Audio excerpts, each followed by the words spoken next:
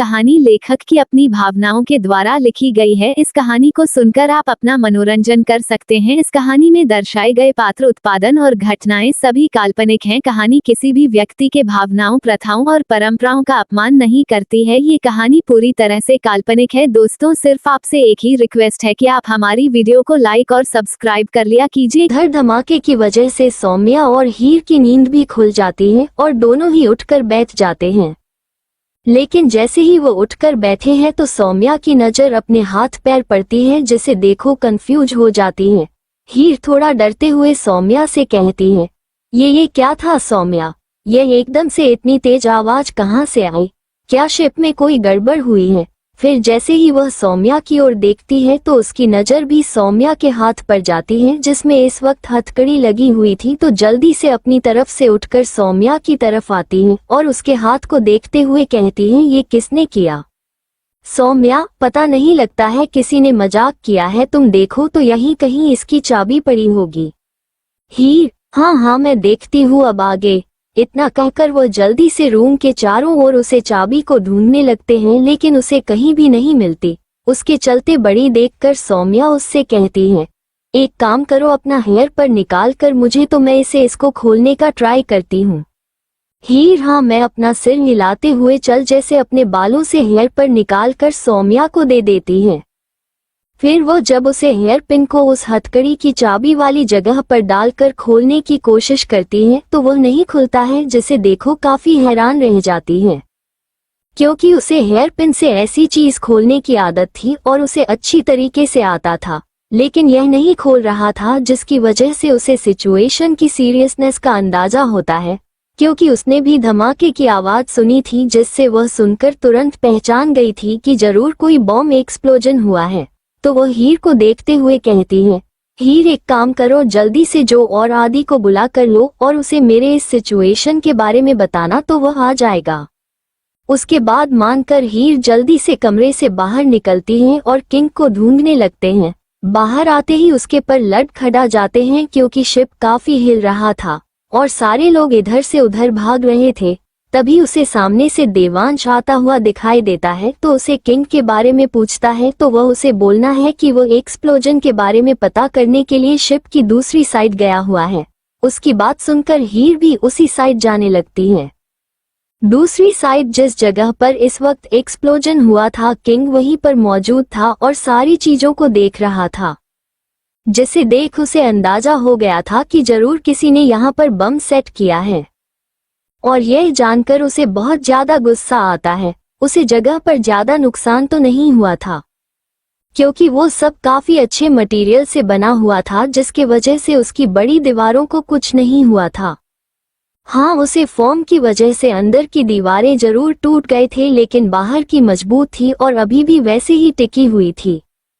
लेकिन जल्दी उनको अपने शिप को किसी सेफ जगह पर रोकने की जरूरत थी, जिसके लिए उसने पहले ही ऑर्डर दे दिए थे। लेकिन उसे यह नहीं पता था कि सिर्फ एक बॉम्ब ही नहीं लगा है, बल्कि चार लगे हैं, और बदकिस्मती से दूसरा बॉम्ब भी उसी साइड लगा था जहां पर इस वक्त वह खड़ा था।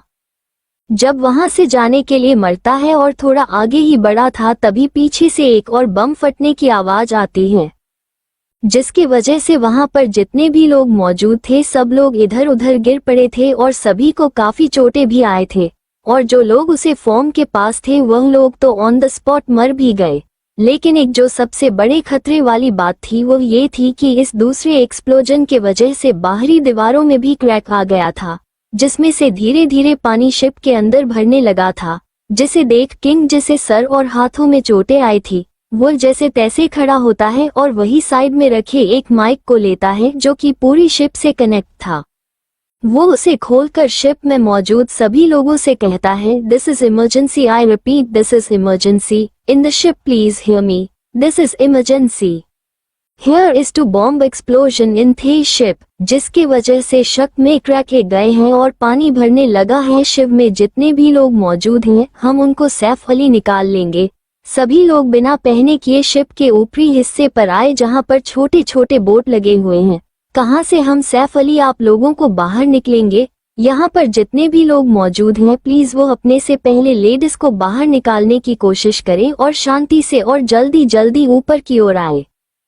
उसके बाद वो सिक्योरिटी वालों को फोन करता है और उन्हें वहां पर सभी लोगों को निकालने के लिए कह देता है। उसके बाद माइक को वहीं छोड़ वह आगे बढ़ने लगता है। थोड़ी देर आने पर उसे सामने से हीर भागती हुई उसी की ओर आते हुए दिखाई देती है। हीर जल्दी से किंग के पास आती है और इससे पहले कि वो कुछ कहती है कि उसे कहता है, आप क्या क्या कर रही हैं, क्या आपने अनाउंसमेंट नहीं सुनी? हीर अपने आंसुओं से भरे चेहरे से किंग को देखते हैं और रोते हुए कहती है, वो सौम्या रूम में लॉक हो गई है, किसी ने उसके हाथ में हथकड़ी लगती है और उसे बेड से ही लॉक कर दिया है और हमें चाबी भी नहीं मिल रही है, प्लीज आप उसकी मदद करो। किंग हीर की बात सुनकर पहले तो डर जाता है, फिर खुद को शांत रखते हुए हीर से कहता है, ठीक है मैं उसके पास जा रहा हूँ, लेकिन आप भी ऊपर की तरफ चाहिए जहाँ सब लोग जा रहे हैं और खुद को सेफ कीजिए। सौम्या को मैं ले आऊंगा।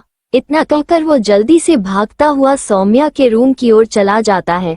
हीर थी उसके बाद मानते हुए ऊपर की ओर जाने लगती है।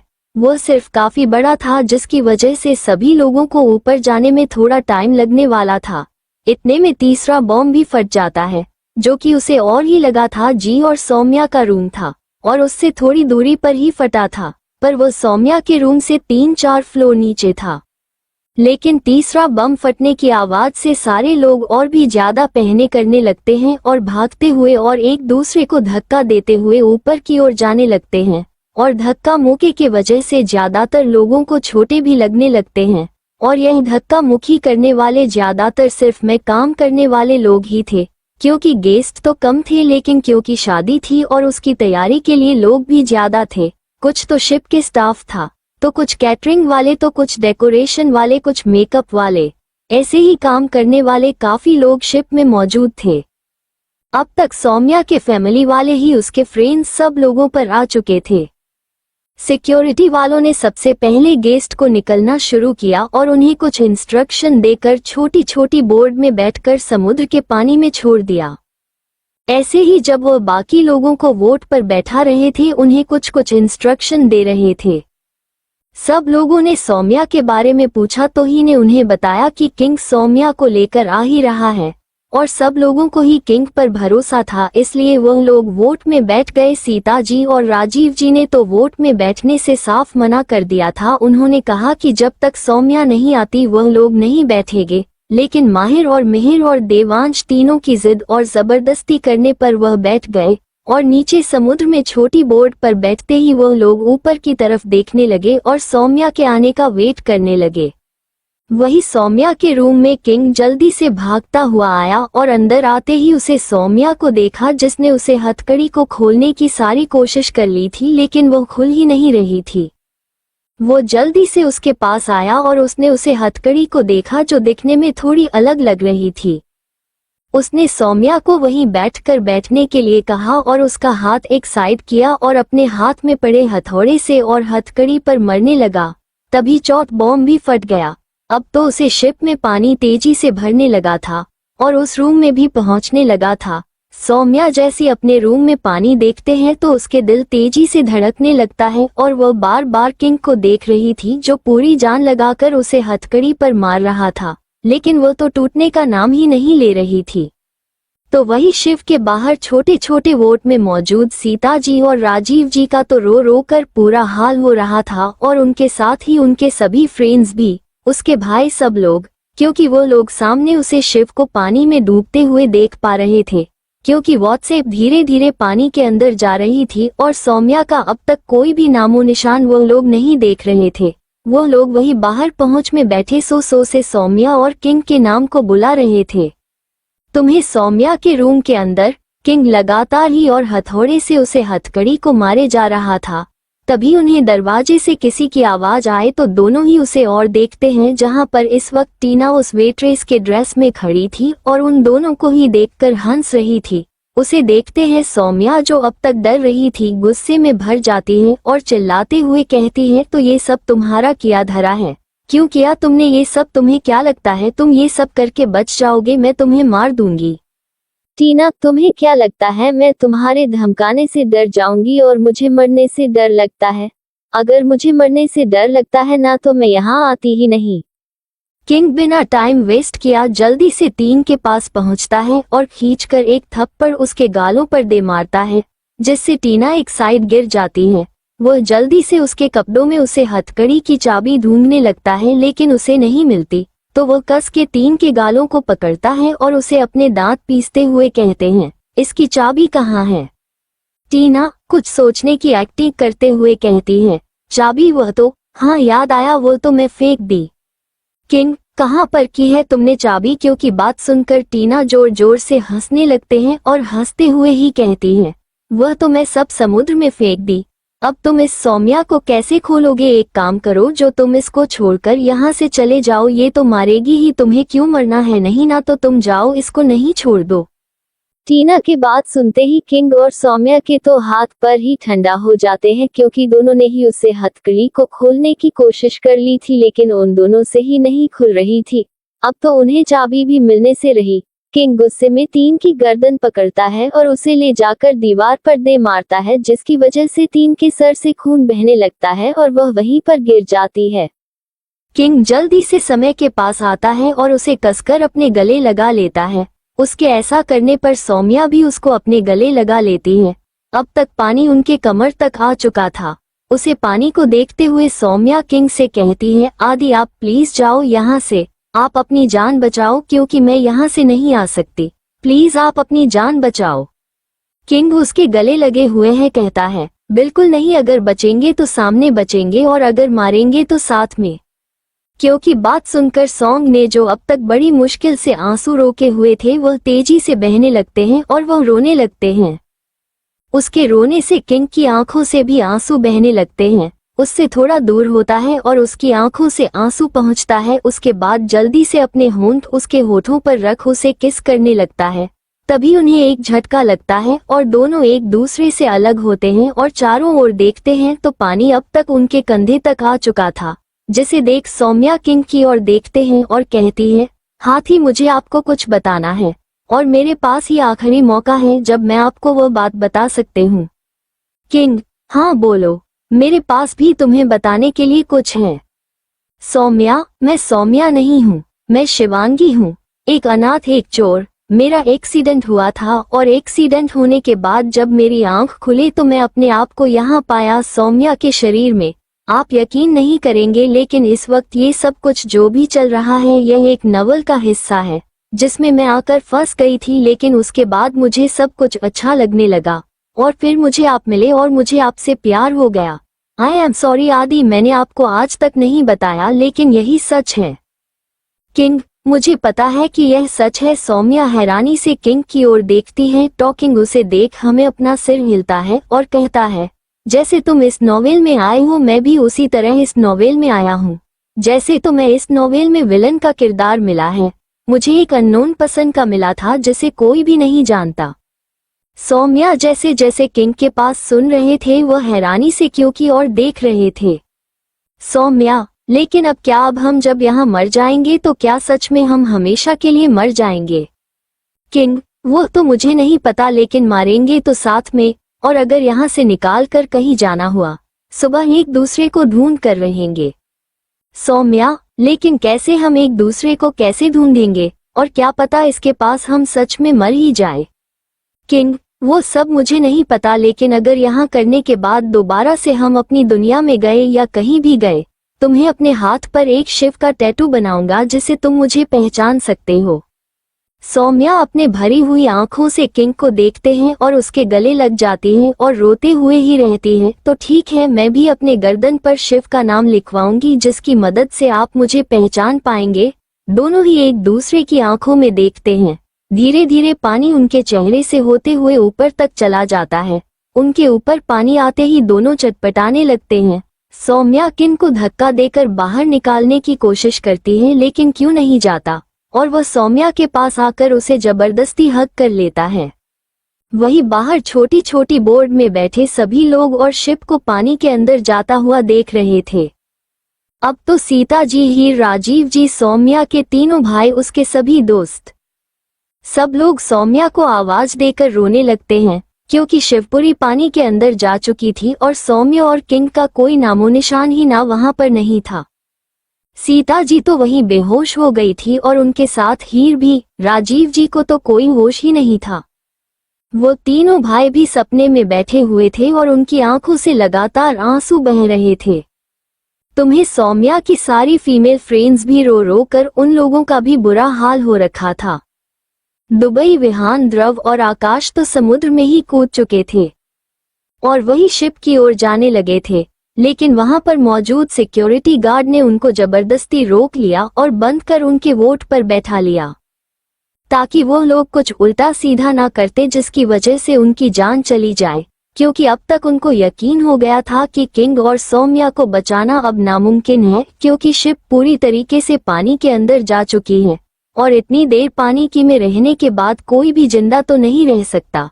इतने में वो सिक्योरिटी वाले गन को हवा में फायर करते हैं जिससे रंग बिरंगी लाइट चलने लगती हैं और लगभग 1 घंटे बाद उनको वहां पर लेने के लिए एक दूसरे से आती हैं और सब लोग और लोगों को आवश्यक में ले जाते हैं, उन लोगों की जान बचाते हैं।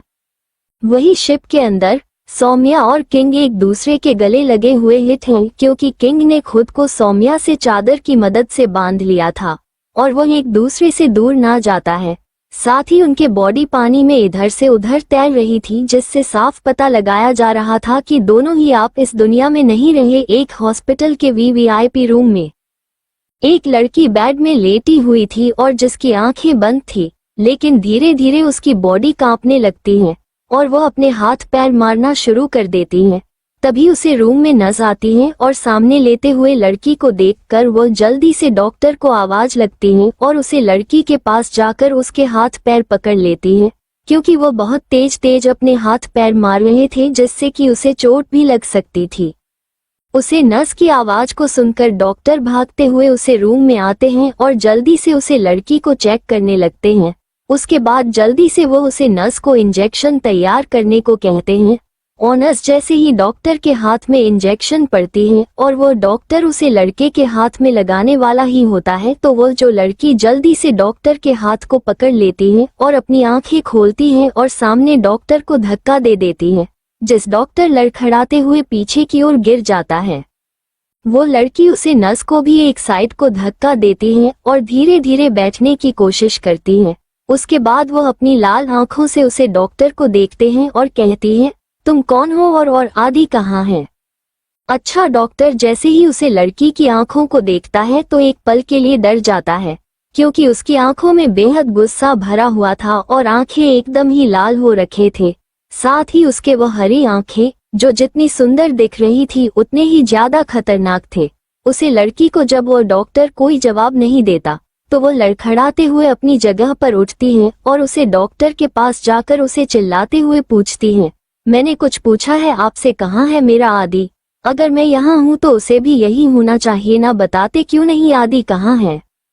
अभी वो ये सब बोल ही रहे थे कि उसकी नजर सामने रखे ड्रेसिंग टेबल पर चली जाती है और जैसे उसकी नजर खुद पर जाती है तो एक पल को वो चौंक जाती है और बेड में वापस गिर जाती है और सामने शीशे में देखते हुए ही अपने चेहरे को छूती है। उसके बाद अपने हाथों को देखते हैं। उसके बाद वह दोबारा से अपने चेहरे को छूते हुए खुद से ही कहती है, इसका मतलब मैं वापस से अपनी लाइफ में वापस आ गई।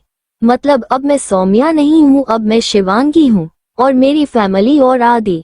No no no no no, this can't be happened. No no, I cannot take this. इतनी मुश्किल से एक फैमिली मिली थी और प्यार करने वाला मिला था। भगवान आप मुझसे वो सब नहीं छीन सकते ना, प्लीज ये सपना हो, ये सच नहीं हो सकता। अभी वो ये सब सो ही रहे थे कि अचानक से उसका सर दर्द करने लगता है और थोड़ी ही देर में वो बेहोश होकर वापस से बिस्तर में गिर जाती है। जैसे ही वो बेहोश होती है डॉक्टर जल्दी से उसके पास आता है और उसके हाथ में इंजेक्शन लगा देता है। उसके बाद वो उसे नर्स को कुछ इंस्ट्रक्शन देता है और उसे रूम से बाहर आकर अपना फोन निकालकर किसी को कॉल करता है। जैसे ही दूसरी साइड से फोन उठाता है वो डॉक्टर कहता है, सर मिस को होश आया था और वो बहुत ज्यादा पहना कर रही थी तो वो दोबारा से बेहोश हो गए। चिंता की कोई बात नहीं है, मैंने उन्हें इंजेक्शन दे दिया है, लेकिन अच्छी बात यह है कि अब उन्हें कभी भी होश आ सकता है, तो आप उनसे मिलने के लिए यहाँ पर आ सकते हैं। दूसरी साइड से कुछ कहा जाता है जिसे सुनकर वो खुश हो जाता है। उसके बाद अपना फोन बंद कर अपने पेंट के जेब में रखता है और वहां से अपने केबिन की ओर चला जाता है। करीब आधे घंटे बाद एक आदमी थ्री पीस सूट पहने जल्दी जल्दी उसे लड़के यानी कि शिवांगी के रूम की ओर आता है और दरवाजा खोल जहां पर शिवांगी का बेड था उसके बगल में आकर बैठ जाता है और उसका सर सहलाते हुए कहता है, आप उठ भी जाओ, कितना सोती हो तुम्हें पता भी नहीं है कि हम सब में तुम्हारा कितना इंतजार किया है, इतना कि तुम सोच भी नहीं सकती। बस एक बार तुम ठीक हो जाओ, उसके बाद तुम्हारी लाइफ की सारी तकलीफें मैं दूर कर दूंगा, ये तुम्हारे भाई का वादा है तुमसे। अभी वो उसके बगल में बैठा ही था कि वो डॉक्टर जो पहले आया था वो उसे रूम में आता है और उसे लड़के को ग्रीट करते हुए कहता है, गुड मॉर्निंग मिस्टर ठाकुर। सामने बैठा लड़का सिर्फ अपना सर हिलाकर उसे जवाब देता है और उसके बाद उसे कहता है, इनको कब तक होश आ जाएगा? डॉक्टर सर, आप इन्हें होश आने ही वाला होगा किसी भी वक्त।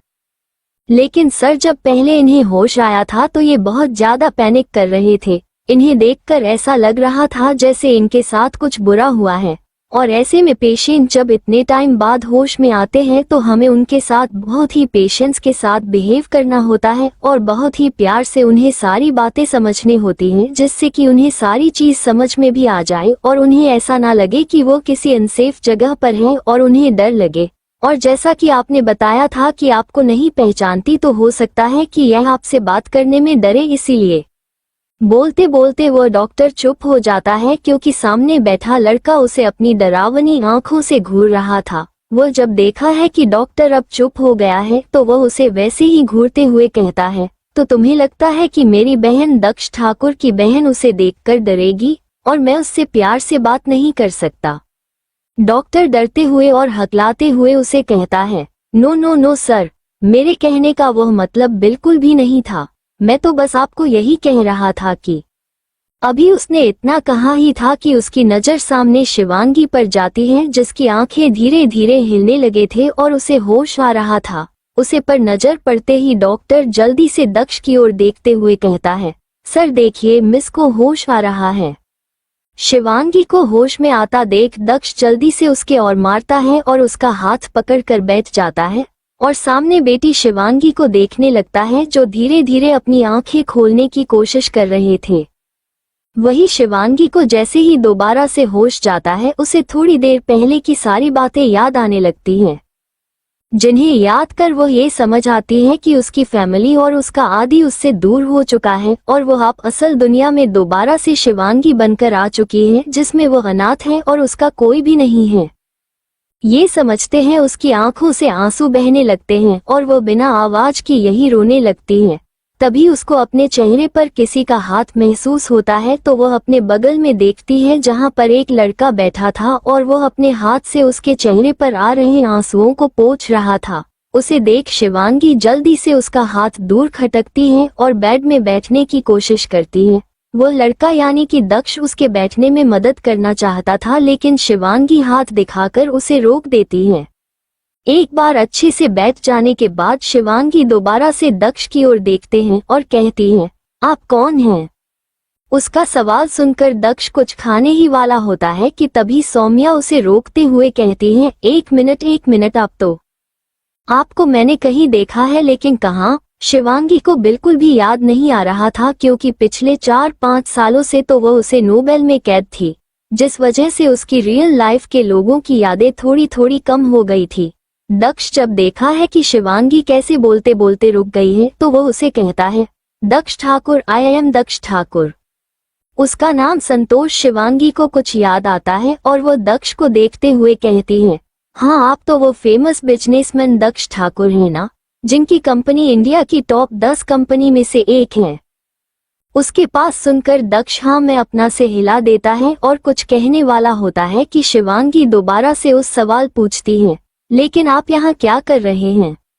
दक्ष, सब बताऊंगा लेकिन पहले तुम थोड़ा शांति से बैठो और डॉक्टर के सारे इंस्ट्रक्शंस को फॉलो करो क्योंकि तुम्हारी तबीयत अभी पूरी तरीके से ठीक नहीं हुई है। मैं कौन हूँ और मेरे यहाँ क्या कर रहा हूँ और तुम्हारे साथ क्यों हूँ, ये सब बातें कभी भी हो जाएंगे। अभी उसने इतना कहा ही था कि नर्स वहां पर शिवांगी की दवाइयां लेकर आ जाती है और साथ में वह नाश्ता भी लेकर आए थे। दक्ष के बात सुनकर शिवांगी ज्यादा कुछ नहीं कहते, क्योंकि इस वक्त उसके सर में दर्द हो रहा था और उसे ज्यादा किसी से बात करने का मन भी नहीं था। इसलिए वो चुपचाप उसे नाश्ते को करती हैं और दवाई लेकर बेड पर लेट जाती हैं। दवाइयां हार्ड होने के वजह से जल्द ही उसे नींद भी आ जाती है और वह दोबारा से सो जाती है। शिवांगी के सोने के थोड़ी देर बाद ही वहां पर और भी कुछ लोग आते हैं, जिनमें एक मिडिल एजेड आदमी और एक मिडिल एजेड औरत थी। वो जैसे ही शिवांगी के रूम के बाहर पहुंचते हैं, दक्ष भी रूम के बाहर आ जाता है और उनको अंदर जाने से रोक लेता है और वही बगल वाले रूम में जाकर उनको बैठता है और उनसे कहता है, आप लोग यहाँ पर। वो मिडिल एज आदमी जिसका नाम अखिलेश ठाकुर था, वो कहता है, हाँ तो तुमने सामने फोन करके बताया था ना कि उसे होश आ गया है, तो बस तुम्हारी माँ ने वह बात सुन ली और वह मुझे जल्दीबाजी में खींचते हुए यहाँ लाई है।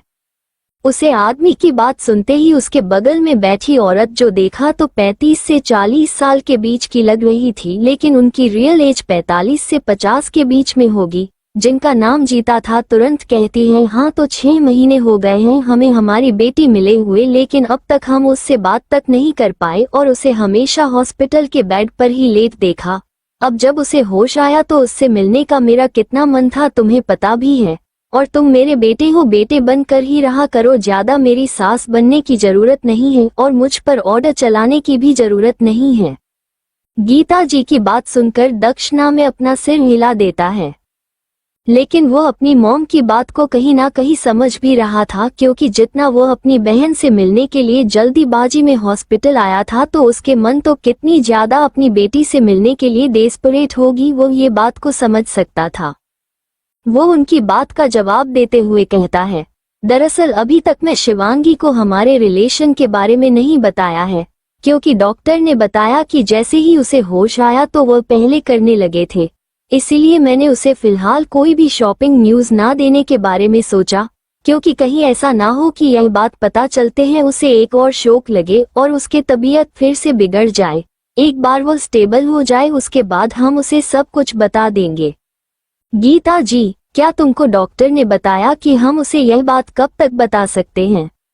दक्ष, हाँ उन्होंने ये कहा है कि हम 2-3 दिन में उन्हें ये बात बता सकते हैं, तब तक उसके बॉडी और उसके मन दोनों को थोड़ा रिलैक्स मिलेगा।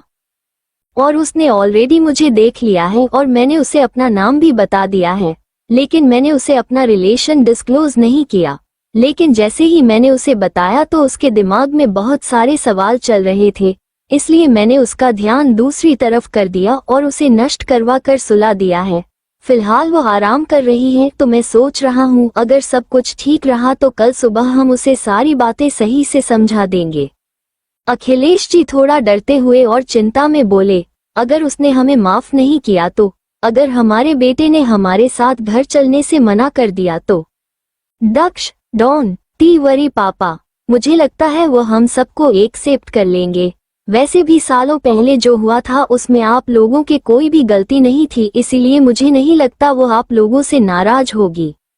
दक्ष के बात सुनकर गीता जी और अखिलेश जी को थोड़ी तो राहत मिलती है, लेकिन फिर भी जब तक उनकी बेटी को होश ना आ जाए और वह उनसे कंफर्म ना कर ले, उनके दिल में एक बेचैनी जरूर रहने वाली थी।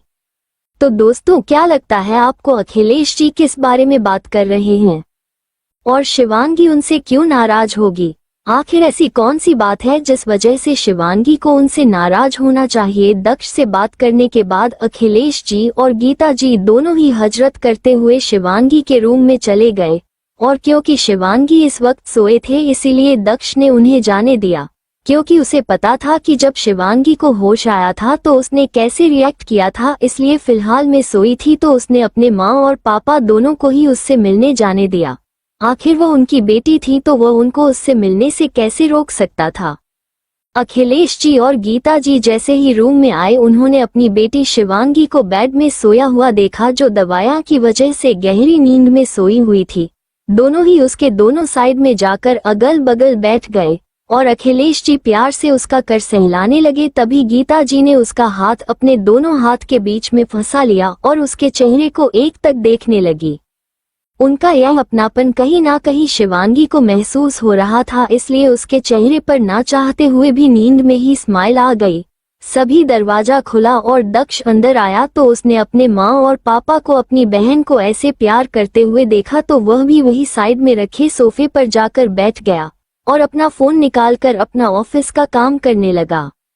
ऑफिस का काम करने में कब वक्त बीत गया उसे पता ही नहीं चला। उसके बाद लगभग 1 घंटे बाद उसने अपना फोन साइड में रखा और अपने पेरेंट्स को देखा, फिर अपनी घड़ी निकालकर टाइम देखा, तब उसे पता चला कि 1 घंटा बीत चुका है और उसके पेरेंट्स अभी वैसे ही बैठे हुए हैं और अपने बेटे को ही प्यार से देखे जा रहे हैं। तो वह अपनी जगह से उठकर उनके पास पाया और धीमी आवाज में बोला, माँ पापा अब काफी देर हो गई है, अब आप लोगों को घर जाना चाहिए। मैं हूँ यहाँ पर, आपके घर जाकर आराम करने की जरूरत है। गीता जी, नहीं दक्ष, मुझे कहीं नहीं जाना, मैं यहीं पर रहना चाहती हूँ अपने बच्ची के पास, आखिर इतने सालों बाद जो मुझे मिली है। दक्ष, माँ आप क्या चाहती है कि जब आपकी बेटी आपको देखे तो इस तरह उदास और बीमा की तरह देखे, और कल जब वो घर आएगी तो क्या आप उसके स्वागत के लिए तैयारियां नहीं करवाएंगे? गीता जी, क्यों नहीं कर पाएंगे, बिल्कुल करवाएंगे, आखिर हमारी बेटी पहली बार हमारे घर में आएगी तो क्या ऐसा हो सकता है कि हम अपनी बेटी को बिना तैयारी के ही अपने घर में आने देंगे? दक्ष, तो उसके लिए घर जाना भी तो जरूरी है ना माँ, इसलिए आप चाहिए और कल की तैयारी करवाइए, और हाँ खुद को थकना मत और टाइम से सो जाना, जिससे कि कल आप अपने बेटे का अच्छी तरीके से स्वागत कर सके। दक्ष की बात सुनकर गीता जी ना चाहते हुए भी अपनी जगह से उठती हैं, क्योंकि उन्हें अपनी बेटी के स्वागत की तैयारी जो करवानी थी, इसीलिए वो आखिरी बार प्यार से शिवांगी की ओर देखती हैं और फिर पीछे मोड़ अखिलेश के साथ वापस अपने घर की ओर चली जाती हैं। उनके चाहते हैं दक्ष एक गहरी लंबी सांस लेता है, क्योंकि उसकी माँ को समझना सच में बहुत ही मुश्किल से भर काम था, लेकिन आज उसकी बहन का नाम लेकर वह तुरंत ही मान गई। ये सोच वो हल्के से मुस्कुरा दिया। उसके बाद एक नजर अपनी बहन को देख वह वही सोफे पर दोबारा से बैठकर अपना फोन निकालकर ऑफिस के काम में लग गया। शिवांगी आज का पूरा दिन और पूरी रात सोते ही रहे, क्योंकि उसकी बॉडी सच में काफी वीक हो चुकी थी और दवाई अभी हाइट उसकी थी, जिसकी वजह से उसे काफी गहरी नींद आई थी। स्पीच दक्ष का असिस्टेंट तुषार भी वहां पर आया और दक्ष को उसके जरूरी चीजें अच्छे से एक बैग में देखकर वहां से चला गया, क्योंकि आज रात तक वहीं रुकने वाला था, जिसके लिए उसने शिवांगी के ही बगल वाले रूम में अपना सामान सेट करवा लिया था। अगली सुबह शिवांगी का रूम खिड़की से आए धूप की करने के वजह से शिवांगी की आंखें खुलने लगी, लेकिन इस बार उसे सब कुछ अच्छी तरीके से याद था कि इससे पहले उसके साथ क्या क्या हुआ। कैसे हो नवल में आदि के साथ शिव के अंदर ही पानी में डूबकर मर गई उसके पास जब उसकी आंखें खोल तो वह अपने पुराने असली शरीर में वापस आ चुकी थी, और जब उसकी आंखें खोल तो उसके सामने दक्ष ठाकुर नाम का एक बिजनेसमैन जो कि बहुत ही फेमस और इंडिया में टॉप 10 कंपनी में आता है, वो खड़ा था। लेकिन क्यों खड़ा था और वो उसके पास क्या कर रहा था, ये जवाब अभी भी उसके पास नहीं था। अभी वो ये सब सो ही रही थी कि उसके रूम का दरवाजा खुलता है, और जब वो अपने सामने देखती है तो वहां दक्ष खड़ा था, डॉक्टर के साथ अंदर के ओर ही आ रहा था। अंदर आने के बाद डॉक्टर शिवांगी को चेक करने लगता है तो दक्ष वही साइड सोफे में बैठ जाता है। डॉक्टर शिवांगी को चेक करता है, उसके बाद वो उससे पूछता है, मिस अब आप कैसा फील कर रहे हैं? Shivangi, I am better now doctor. अच्छा, तो अब हम आपको जल्द ही डिस्चार्ज कर सकते हैं, आपकी सारी रिपोर्ट्स ठीक आई हैं और अब कोई भी प्रॉब्लम नहीं है, बस कुछ टाइम तक आपको आपकी मेडिसिन टाइम टू टाइम लेनी है और अपनी डाइट के अकॉर्डिंग ही आपको अपना खाना खाना है।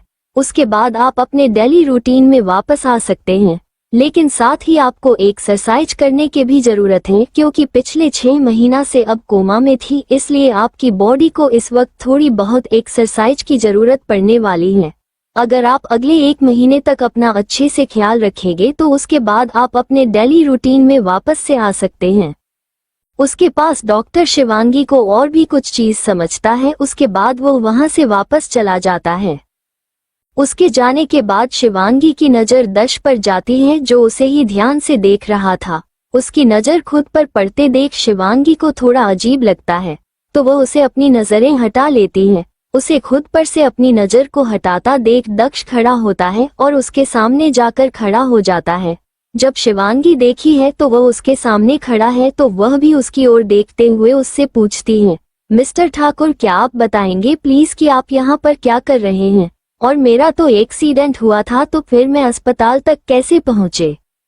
उसके सवालों को सुनकर दक्ष उसके पास वाले चेयर पर बैठ जाता है और शिवांगी को देखते हुए कहता है, हाँ मुझे पता है तुम्हारा एक्सीडेंट हुआ था ट्रक से, बहुत ही खतरनाक एक्सीडेंट था जिसमें तुम्हारा बचपन लगभग नामुमकिन ही था। शिवांगी, तो फिर मैं कैसे बचे और मुझे हॉस्पिटल कौन लेकर आया।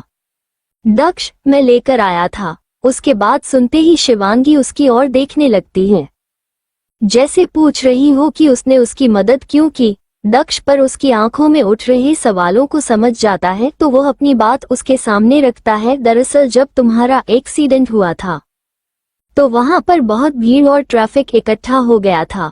मैं भी वहीं से गुजर रहा था लेकिन ट्रैफिक के वजह से गाड़ी आगे जा ही नहीं पाई, जिस वजह से मैं गाड़ी से उतरा और सामने देखने गया तब वहां पर तुम रोड में पड़ी हुई थी और तुम्हारे चारों ओर लोग खड़े थे और तुम्हारा खून भी काफी बह गया था, इसलिए मैं जल्दी से तुम्हारे पास आया और तुमको उठाकर सीधे अस्पताल ले आया और तुमको एडमिट कराया। यहाँ तुम्हारा ऑपरेशन हुआ लेकिन उसका भी कोई ज्यादा फायदा नहीं हुआ क्योंकि डॉक्टर ने बताया कि तुम कोमा में चले गए हो और कॉम से तुम्हारे उठने के भी चांसेस बहुत ही ज्यादा कम थे, लेकिन हम सब ने हिम्मत रख और देखो आज तुम्हें होश आ गया और तुम मुझसे बात कर रही हो। दक्ष के बात सुनकर शिवांगी थोड़ी देर तक चुप रहे, लेकिन उसने दोबारा से दक्ष से एक और सवाल पूछा, क्या मैं जान सकती हूँ कि आपने मेरी मदद क्यों की, क्योंकि जहाँ तक मैं आपके बारे में सुना है आप एक बहुत ही कोल्ड हार्टेड पर्सन हैं। दक्ष, सही कहा, मैं हूँ कोल्ड डॉटेड लेकिन सिर्फ बाहर वालों के लिए। और जहाँ तक बात रही कि मैं तुम्हारी मदद क्यों की, अपनी बात कहते कहते हैं वो थोड़ी देर के लिए रुका, उसके बाद उसने एक लंबी सांस ली, दोबारा सोचने के बाद शुरू करते हुए कहा, मैं तुम्हारी मदद इसीलिए की क्योंकि जैसे ही मैं तुम्हारा चेहरा देखा तो मैं फ्रीज हो गया क्योंकि तुम्हारा चेहरा मेरी माँ से एकदम मिलता है और सालों पहले मेरी मॉम में एक बेटी को जन्म दिया था, लेकिन डिलीवरी के कुछ टाइम बाद ही हमें पता चला कि किसी ने मेरी बहन को चुरा लिया है और अपने साथ ले गया। हमने बहुत टूटा, बहुत पता करवाया लेकिन कुछ भी पता नहीं चला, इसीलिए शिवांगी, इसीलिए आपको लगा कि शायद मैं आपकी वह खोई हुई बहन हूँ। शिवांगी ने उसकी बात को बीच में ही काटते हुए कहा, दक्ष, हाँ मुझे यही लगा कि तुम मेरी बहन हो सकती हो, इसीलिए मैंने हमारा डीएनए टेस्ट भी करवाया एंड यू नो व्हाट, वो पॉजिटिव निकला, हम रियल ब्रदर एंड सिस्टर हैं। जैसे ही दक्ष ने अपनी बात पूरी की शिवांगी को भी एक झटका सा लगा। उसने तो कभी भी उम्मीद नहीं की थी कि उसका इस दुनिया में कोई होगा, क्योंकि जब से उसने होश संभाला उसने खुद को उसे अनाथ आश्रम में ही पाया, लेकिन वहां भी उसकी जिंदगी कोई आसान नहीं थी। उसे आश्रम में भी छोटे से छोटी चीज के लिए भी उसे स्ट्रगल करना पड़ता है और 18 साल पूरा हो जाने के बाद जब बाहर निकले तो उसके साथ ऐसी चीज हुई जिसके वजह से उसे चोरी तक करनी पड़ गई, जिसके चलते उसका एक्सीडेंट हुआ और वह नवल में जहां पहुंचे, लेकिन अब जब वापस से अपनी बॉडी में आए हैं तो उसे पता चला कि उसकी तो फैमिली जिंदा है, मतलब वह अनाथ नहीं है, मतलब उसके परिवार वालों ने जानबूझकर उसको नहीं छोड़ा था जैसा वह आज तक सोचती आई थी, बल्कि वह लोग उसकी परवाह करते हैं और उसको ढूंढ रहे थे, लेकिन अपनी खराब किस्मत के चलते वह उन्हें मिल ही नहीं पाए। ये सोच कर ही उसे अपनी किस्मत पर ही गुस्सा आ रहा था कि आखिर उसकी किस्मत उसके साथ कितने खेल खेलेगी। शिवांगी जो अपने ही सोच में गुम थी, उसका ध्यान दक्ष की आवाज से टूटा जो उसे ही बुला रहा था। साथ ही अब तक उसने अपने दोनों हाथों से उसका एक हाथ पकड़ा हुआ था और उसके और ही देखे जा रहा था। शिवांगी ने उसे देखा तो उससे उसने पूछा, तो इसका मतलब रिश्ते से आप मेरे भाई हुए? शिवांगी के बात को सुनकर दक्ष के चेहरे पर एक स्माइल आ गए तो उसने जल्दी से अपना सर हाँ में हिलाया और अपनी बात उसके सामने रखते हुए कहा, हाँ हम आपके भाई हैं, आपके बड़े भाई। हमने तुम्हें तुम्हारे पैदा होते समय ही देखा था। इसके अलावा आपके घर में आपके माँ, पापा और एक आपका छोटा भाई भी है जो कि इस वक्त घर पर है और आपके ही आने का इंतजार कर रहे हैं और आपके आने की तैयारी भी कर रहे हैं। शिवांगी, वो सब तो ठीक है लेकिन मेरी कुछ जरूरी चीज हैं जो कि मेरे घर पर रखे हुए थे। लेकिन जैसा कि आपने कहा कि पिछले 6 महीने से मैं यहाँ अस्पताल में एडमिट हूँ, तो शायद अब तक मेरे मकान मालिक ने मेरा सामान भी बाहर फेंकवा दिया होगा। दक्ष, ऐसे कैसे कोई आपका सामान को बाहर फेंक सकता है? आपकी जानकारी के लिए मैं बता दूं कि आपके अपार्टमेंट में जितना भी सामान था वो सब वहीं पर वैसे का वैसा ही रखा है। शिवांगी, आपको मेरे बारे में कैसे पता? अपना सवाल पूछते ही शिवांगी के चेहरे पर थोड़ी एम्बारसमेंट भी आ गई, क्योंकि उसे पता था कि दक्ष टॉप 10 बिजनेस में से एक आता है, तो उसके लिए किसी के बारे में पता करवाना कोई बड़ी बात नहीं है। उसके चेहरे पर हो रहे बदलाव को देखकर दक्ष मुस्कुराता है और कहता है, लगता है अपने अपने सवालों का जवाब खुद से ही मिल गया है। खैर, आपको जो भी अपना सामान चाहिए वो बाद में जाकर देख लेना और ले लेना, लेकिन फिलहाल आप डिस्चार्ज होने के बाद मेरे साथ हमारे घर चल रहे हैं। ओक? शिवांगी उसके बात सुनकर हाँ मैं अपना सिर हिला देती हूँ। तभी वहाँ पर नर्स आती है और शिवांगी को उसकी दवाइयाँ देती है, जिसे लेने के बाद शिवांगी दोबारा से दक्ष से कुछ बातें करती है और बातें करते करते ही उसे नींद भी आ जाती है। दक्ष जैसे ही देखा है कि उसके बहन सो चुकी है तो वह भी उसके रूम से बाहर आता है और अपने माँ और पापा को फोन लगाकर उन्हें सारी बातें बता देता है कि उनकी बेटी ने उन्हें अपना लिया है और वह उनसे नाराज भी नहीं है। और इस बात को जानकर तो अखिलेश जी और गीता की खुशी से पहले नहीं समा रहे थे, और उनकी खुशी की वजह भी बहुत सारे थे। पहले तो उनको उनकी बेटी वापस मिल गई, दूसरा जी बेटी के मिलने से वह खुश थे, लेकिन मिलते हैं उसे बेटी को खोने का डर उनमें ज्यादा आ गया था, क्योंकि वह तो उनसे मिली मिलती इससे पहले ही वह कोमा में जा चुकी थी और उसके ठीक होने के आसार भी डॉक्टर है ना के बराबर ही बता दिए थे, लेकिन अब वो कोमा से बाहर है। तीसरा, उनकी बेटी उनसे नाराज नहीं है और अब वो उनके घर आएगी। दक्ष की बात सुनकर अकेले ऐसी उसे तुरंत ही पूछते हैं, अच्छा डॉक्टर ने क्या कहा, कब तक डिस्चार्ज मिल रहा है हमारे बेटी को? दक्ष, पापा डॉक्टर ने तो उसको अगले 1 हफ्ते तक डिस्चार्ज करने से मना कर दिया, लेकिन मेरे जोर देने के बाद उसने आज शिवांगी को अपने ऑब्जर्वेशन में रखने को कहा है और कल वो उसे डिस्चार्ज कर देंगे। गीता जी, ठीक है, मतलब मेरी बेटी कल वापस आ रही है।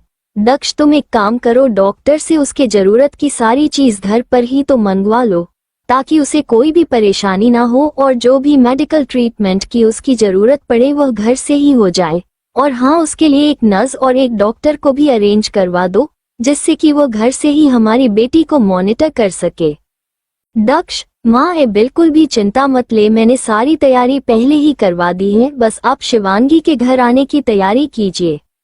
गीता जी, हाँ, आपने बिल्कुल सही कहा। वैसे भी अभी मुझे बहुत सारे काम हैं और उसके आने के कितने सारे तैयारी करवानी है, तुम अपनी बहन का ध्यान देना, तब तक मैं यहाँ घर पर सारी चीज देख लेते हो। अखिलेश जी, दक्ष, क्या हम हॉस्पिटल आ जाए उसे देखने के लिए? क्या वो जगी हुई है?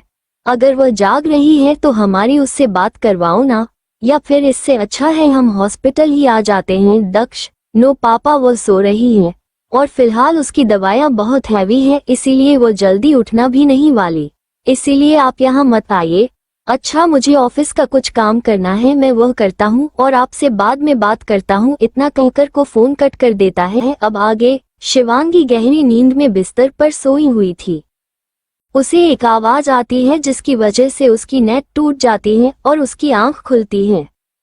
जब वो सामने देखती है तो उसे एक छोटी सी लड़की जो कि उसके हथेली के बराबर थी और उसके पीठ पर बड़े बड़े पंख थे जो कि उसी के हाइट के बराबर थे, और वो उन पंखों की मदद से हवा में उड़ रही थी और शिवांगी का नाम ले रहे थे। शिवांगी जैसे उसे देखते हैं पहले तो वह डर जाती है, लेकिन जब वह देखी है कि वो उसका नाम ही ले रही है और उसी से बात कर रही है तो वह ध्यान से उसे देखने लगती है, क्योंकि वह इस वक्त एक छोटी सी परी जैसी दिखाई दे रही थी, जो दिखने में बहुत ही ज्यादा खूबसूरत थी। उसे देख शिवांगी उससे पूछती है, कौन हो तुम? वो छोटी सी परी शिवांगी क्या सवाल सुनकर उसे एक प्यारी सी स्माइल देती है और कहती है, हेलो शिवांगी, मेरा नाम तारा है और मुझे यहाँ तुम्हें एक मैसेज देने के लिए भेजा गया है। शिवांगी, क्या कहा मैसेज? मेरे लिए? लेकिन किसने भेजा है? तारा, देखो, मैं तुम्हें ये तो नहीं बस बता सकते कि मुझे यहाँ किसने भेजा है, लेकिन जिस काम के लिए आए हो वो मैं पूरा कर देते हो, इसीलिए तुम मेरी बात को ध्यान से सुनो। हमें पता है कि अभी अभी एक किताब से बाहर आई हो और तुमने उसे कहानी को बखूबी पूरा किया है, हर किसी को उसके किए की सजा दी है, और सौम्या का जितना समय हमने तय किया था उसे निर्धारित समय में तुमने सारे काम पूरे किए हैं, जिसके तौर पर हम तुम्हें उसके बदले कुछ शक्तियां दे रहे हैं जिनका उसे तुम जब चाहो तब कर पाओगे। शिवांगी, तुम्हारा क्या मतलब है? मुझे समझ नहीं आ रहा, उसे किताब को पूरा करने से तुम्हारा क्या मतलब है और उसके बदले रिवॉर्ड ये सब क्या है? मुझे कुछ भी समझ नहीं आ रहा। तारा, मैं तुम्हें समझती हूँ, इसलिए अब चुप रहकर मेरे पास ध्यान से सुनो। देखो, जब तुमने उसे किताब को पढ़ा था तो तुम्हें वो स्टोरी बिल्कुल भी पसंद नहीं आई थी, खास करके सौम्या नाम के कैरेक्टर के लिए। इसीलिए बड़ी एंजल ने डिसाइड किया कि वो तुम्हें ही इस किताब में सौम्या के कैरेक्टर के रूप में भेज देंगे और फिर वो देखेंगे कि जितना भी समय के लिए सौम्या का जीवन निश्चित है, इतने समय में तुम उसे जीवन का कैसे उपयोग करते हो। लेकिन तुमने अपने उसे जीवन का बखूबी इस्तेमाल किया, लोगों की मदद की, परिवार का प्यार हासिल किया, दोस्त बने और बहुत से बुरे कामों को रोका भी, और जो लोग सजा के लायक थे उन्हें सजा भी तुमने दी। इसीलिए तुम्हारे काम से प्रभावित होकर बड़ी एंजल ने तुम्हें कुछ पावर्स देने की सोची है जो जिंदगी भर तुम्हारा काम आएंगे, लेकिन तुम उनके बारे में किसी को बता नहीं सकती हो, क्योंकि अगर तुमने उनके बारे में किसी को बताया तो वो पावर्स अपने आप ही चली भी जाएंगे। शिवांगी तारा की बात सुनकर थोड़ा खुश तो होती है कि उसने कुछ अच्छा किया, लेकिन फिर वो ये सोचकर दुखी हो जाती है क्योंकि उसे नोबेल में उसने आदि से सच में प्यार किया था, लेकिन अब उसके पास वह भी नहीं है। फिर वो अपनी आंखें बंद कर इन सबको इग्नोर करती है और फिर तारा से पूछती है, तुम किन शक्तियों की बात कर रही हो? आखिर मुझे ऐसी कौन सी शक्तियां मिली हैं और मैं उन्हें कैसे उसे यूज कर सकती हूँ? उसका सवाल सुनकर तारा मुस्कुराती है और शिवांगी को बताती है। तारा शिवांगी से कहती है, ठीक है, मैं तुम्हें बताती हूँ, मेरी बात ध्यान से सुनो। तुम्हारी पहली शक्ति है कि तुम्हें फोटोग्राफिक मेमोरी मिलेगी, मतलब कि जो चीज तुमने एक बार देख ली या सुन ली या पढ़ ली वो तुम्हें हमेशा याद रहेगा। दूसरी शक्ति, तुम युद्ध नीति में निपुण हो जाओगे, तुम्हारा कोई भी मुकाबला नहीं कर पाएगा। तीसरी शक्ति, चिकित्सकीय विद्या या फिर मेडिसिन में तुम्हारा कोई तोड़ नहीं होगा। बड़ी से बड़ी बीमारी का इलाज तुम आसानी से कर पाओगी। हाँ, लेकिन इसका मतलब यह नहीं है कि तुम मरते हुए इंसान को भी बचा लोगी। जिस इंसान का समय पूर्ण हो चुका उसे इस दुनिया से जाने से कोई भी नहीं रोक सकता, लेकिन तुम लोगों का इलाज अच्छे से कर पाओगे। बुरी से बुरी बीमारी का इलाज पर तुम आसानी से कर पाओगे।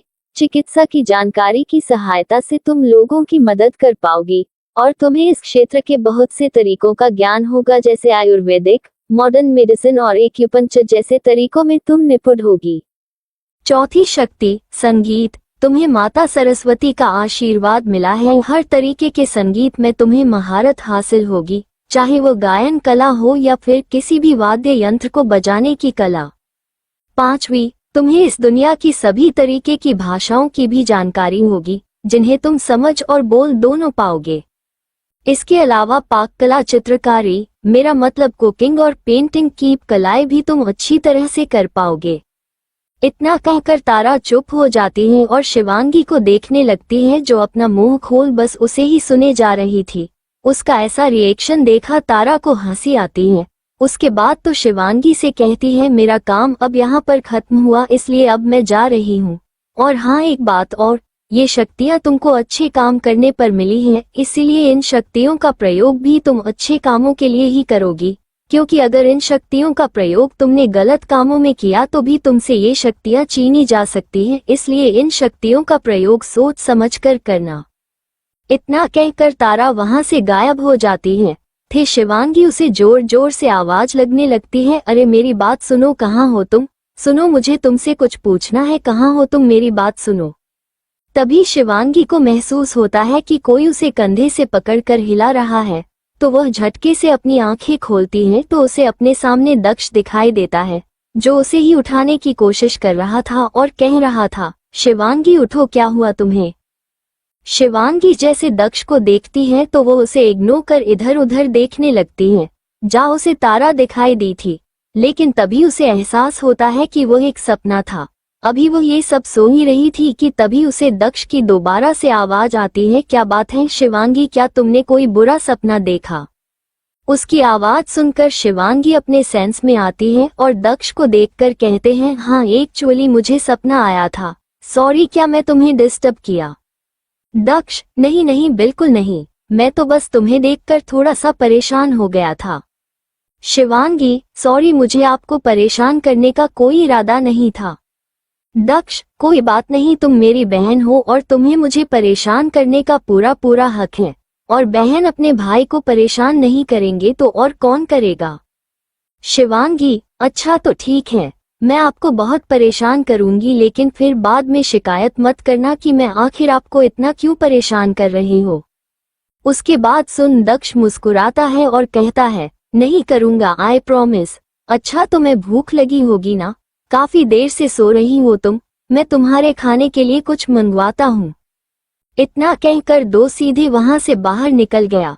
उसके वहां से जाते ही शिवांगी अपने सपने के बारे में सोच रही थी कि क्या वो सब सच था, क्या उसे सच में शक्तियां मिली हैं या फिर वो सिर्फ एक झूठा सपना था। लेकिन फिलहाल यहाँ बैठे बैठे हो इस बारे में कुछ भी पता नहीं कर पाएगी, इसलिए उसने फिलहाल शांत बैठे रहना ही ठीक समझा। लेकिन थोड़ी देर बाद ही उसे अपने यानी कि सौम्या की फैमिली और अपने आदि की याद आ गई। लेकिन तभी उसे एक और चीज याद आए जो आखिरी समय में आदि ने उसे की थी, मतलब कि उसकी भी नवल में एंट्री हुई थी, तो क्या करने के बाद वह भी उसे नोबेल से बाहर आ गया होगा। और उसने कहा था कि वो अपने हाथ पर शिव का टैटू बन पाएगा जिसकी मदद से वो उसे ढूंढ पाएगी। लेकिन कैसे? इतने बड़े दुनिया में वो सिर्फ एक टैटू की मदद से किसी इंसान को कैसे ढूंढ पाएगी? क्योंकि उसे तो इस दुनिया में उसकी शक्ल कैसी है उसे ये भी नहीं पता, जिसे सोच वो बहुत दुखी होती है। लेकिन एक बात की खुशी भी थी कि अगर वह दोबारा से इस दुनिया में आए हैं तो उसका आदि भी आया ही आया होगा। फिर वो थोड़े गुस्से में खुद को ही डांटते हुए कहती है, क्या होता अगर मैं आदि को पहले ही सब कुछ अपने बारे में बता देती तो वह भी मुझे अपने बारे में बताते और मुझे इस वक्त पता होता कि वह इस बड़ी दुनिया में कौन से कोने में है, उनका क्या नाम है। लेकिन अब मैं क्या करूं? अभी वो ये सब सो ही रही थी कि तभी उसके रूम का दरवाजा खुलता है और दक्ष अपने हाथ में एक ट्रे लेकर आता है और उसे सौम्या के बेड पर लाकर एक टेबल सेट करके वहां पर उसका खाना लगा देता है। शिवांगी दक्ष की उसके केयर करते देख उसके चेहरे पर एक मुस्कान आ जाती है। दक्ष उसके सामने बैठ अपने हाथों से उसे खाना खिलाने लगता है, तो शिवांगी भी चुपचाप उसके हाथों से खाना खाने लगती है। खाना खाने के बाद दक्ष खुद ही शिवांगी का मुंह पूछता है और उसे ट्रैक को साइड रख देता है और उसके बाद वो शिवांगी को उसकी दवाइयां देता है। चने खाने के बाद शिवांगी थोड़ी देर बैठ जाती है, फिर वो दक्ष को देख उससे पूछती है, क्या आपने खाना खाया भाई? शिवांगी के मुंह से अपने भाई सुन दक्ष खुश हो जाता है और उसकी आंखें हल्की सी नम हो जाती हैं। फिर वो हाँ मैं अपना सर हिलाते हुए कहता है, हाँ मैंने डिनर कर लिया, जब तुम सो रही थी तभी कर लिया था। उसका जवाब सुन शिवांगी भी हाँ मैं अपना सर हिलाकर हल्का सा मुस्कुरा देती है। उसके बाद दक्ष शिवांगी से पूछता है, एक्चुअली मुझे ऑफिस का कुछ इम्पोर्टेंट काम है तो क्या मैं वह कर लूं? तुम्हें डिस्टर्ब तो नहीं होगा ना? नहीं तो मैं बाहर जाकर कर लेता हूँ। शिवांगी, नहीं नहीं इट्स ओके, आप यहीं पर काम कर सकते हैं और वैसे भी अब फिलहाल मैं सोने वाली नहीं हूँ क्योंकि मैं सुबह से ही सो रही हूँ और अब मुझे नींद नहीं आ रही है। दक्ष, ठीक है तो तुम एक काम करो, मेरा टैबलेट ले लो, क्योंकि अकेले बैठकर क्या करोगी, मैं भी अपना काम कर रहा हूँ, तो तुमको स्टेटस में ऑनलाइन कुछ भी सर्च कर लो या जो भी तुम्हें देखना है तुम कर लो। इतना कहकर वो उसे अपना टैबलेट पकड़ा देता है तो शिवांगी भी उसे ले लेती है। उसको टैबलेट देने के बाद दक्ष भी अपना काम करने लगता है। टैबलेट लेने के बाद शिवांगी सोचती है कि वह क्या करे, तभी उसके दिमाग में फिर से उसे नोबेल और उसे परी की बात याद आए जिसने कहा था कि उसने नोबेल बदल दी। तो उसी को चेक करने के लिए वो टैबलेट में उसे बुक को सर्च करती है, जो कि उसे आसानी से मिल भी जाती है। तो वो जल्दी से उसे नोबेल को ओपन करके उसे पढ़ने लगती है। शुरू का पार्ट हो थोड़ा सा एस्केप कर देती हैं और उसे जगह से नवल को पढ़ना स्टार्ट करती हैं जहां से उसने नवल में अपने कदम रखे थे, यानी कि सौम्या के एक्सीडेंट के बाद से। तो उसके बाद की नवल की स्टोरी पढ़कर वह हैरान थी क्योंकि सच में उसमें वही सब लिखा था जो कि उसने नवल में किया था। क्या मतलब उसे एंजल ने उसे सच कहा था और जो भी उसमें पावर्स के बारे में उसे बात बताई थी क्या वह भी सच थी। फिलहाल इस बात को छोड़कर वह नवल आगे पढ़ने लगती हैं और सीधे एंडिंग में जाती हैं जहां पर उसे शिप के डूब जाने के बाद की स्टोरी लिखी थी। स्टोरी में जब शिप डूब जाती है और सौम्या और किंग उसके अंदर ही मर जाते हैं और उनके साथ ही टीना भी, तो जो लोग बच गए थे और बाहर से ही अपने अपने वोट में बैठे लोग उसे शिप को डूबते हुए देख रहे थे, तो सबकी जान है जैसे उनके मुंह तक आ गए थे। सौम्या की मां सीता जी तो पानी में कूदने तक को तैयार हो गए थे और जोर जोर से रोए जा रहे थे, लेकिन राजीव जी ने जैसे तैसे उन्हें संभाल रखा था। बेटी का खोने के साथ में मैं तो वह भी थे, लेकिन फिलहाल उन्हें अपनी बीवी को देखना था क्योंकि वो लोग अभी भी पूरी तरीके से सेफ नहीं थे। रोते रोते सीता जी वहीं पर बेहोश हो जाते हैं और करीब 6 से 7 घंटे बाद रेस्क्यू वाले उन सभी लोगों को रेस्क्यू करने के लिए आ जाते हैं, जिससे सब लोगों की जान तो बच गई थी, लेकिन वहां पर खड़े ज्यादातर लोग सपने में ही थे क्योंकि उन्होंने अपनी बेटी बहन बेस्ट फ्रेंड यानी कि सौम्या को खो जो दिया था, जिस वजह से हीर और माहिर की शादी भी फिलहाल के लिए पोस्टपोन कर दी जाती है। लेकिन इस दुख के समय में सीता जी काफी दुखी हो और बीमार हो गई थी, जिसमें हीर ने उनका बहुत अच्छे से ध्यान रखा। धीरे धीरे समय बीतता गया और बाकी के कपल्स पर एक दूसरे के और करीब आते गए और इस घटना के लगभग 1 साल बाद जब सीता जी काफी ठीक हो गए तो उन्होंने हीर और माहिर के साथ साथ लिसा और मिहिर और उन्हीं के साथ लुइस और देवांश के भी शादी करवा दे और उनके साथ विहान, ध्रुव और आकाश ने कंपनी संभालने के साथ साथ अपने लव लाइफ से शुरू की और कुछ टाइम पर उन्होंने भी शादी कर ले और इसके बाद सब लोग खुशी खुशी रहने लगे, लेकिन सबके दिलों में सौम्या की जगह हमेशा कायम रही। नवल पढ़ने के बाद शिवांगी ने जब टाइम देखा तो रात के लगभग 2 बज चुके थे। उसके बाद उसने साइड में देखा जहां दक्ष कम कर रहा था। इस वक्त वो सोफे पर बैठे बैठे ही सो गया था, जिसे देख शिवांगी के चेहरे पर एक मुस्कान आ गई। उसके बाद उसने अपने टैबलेट को साइड में रखा और वह भी लेट गई, लेकिन बार बार उसके दिमाग में इस तारा भर के सपने की बात याद आ रही थी और वह सोच रही थी क्या सच में उसे पावर्स मिली हैं, लेकिन वह आखिर चेक कैसे करे। ये तो तभी पॉसिबल हो पाएगा जब वो इस अस्पताल से बाहर निकलेगी, और वो दिन होगा कल, क्योंकि कल वो दक्ष के साथ उसके मम्मी पापा यानी कि अपने रियल घर जाने वाली थी। इसीलिए इस बारे में ज्यादा ना सोते हुए वो अपनी आंखें बंद कर लेती हैं और थोड़ी देर में उसे भी नींद आ जाती है। अगले सुबह शिवांगी की नींद डॉक्टर की आवाज से खुलता है जो कि उसका चेकअप करने के लिए आए थे।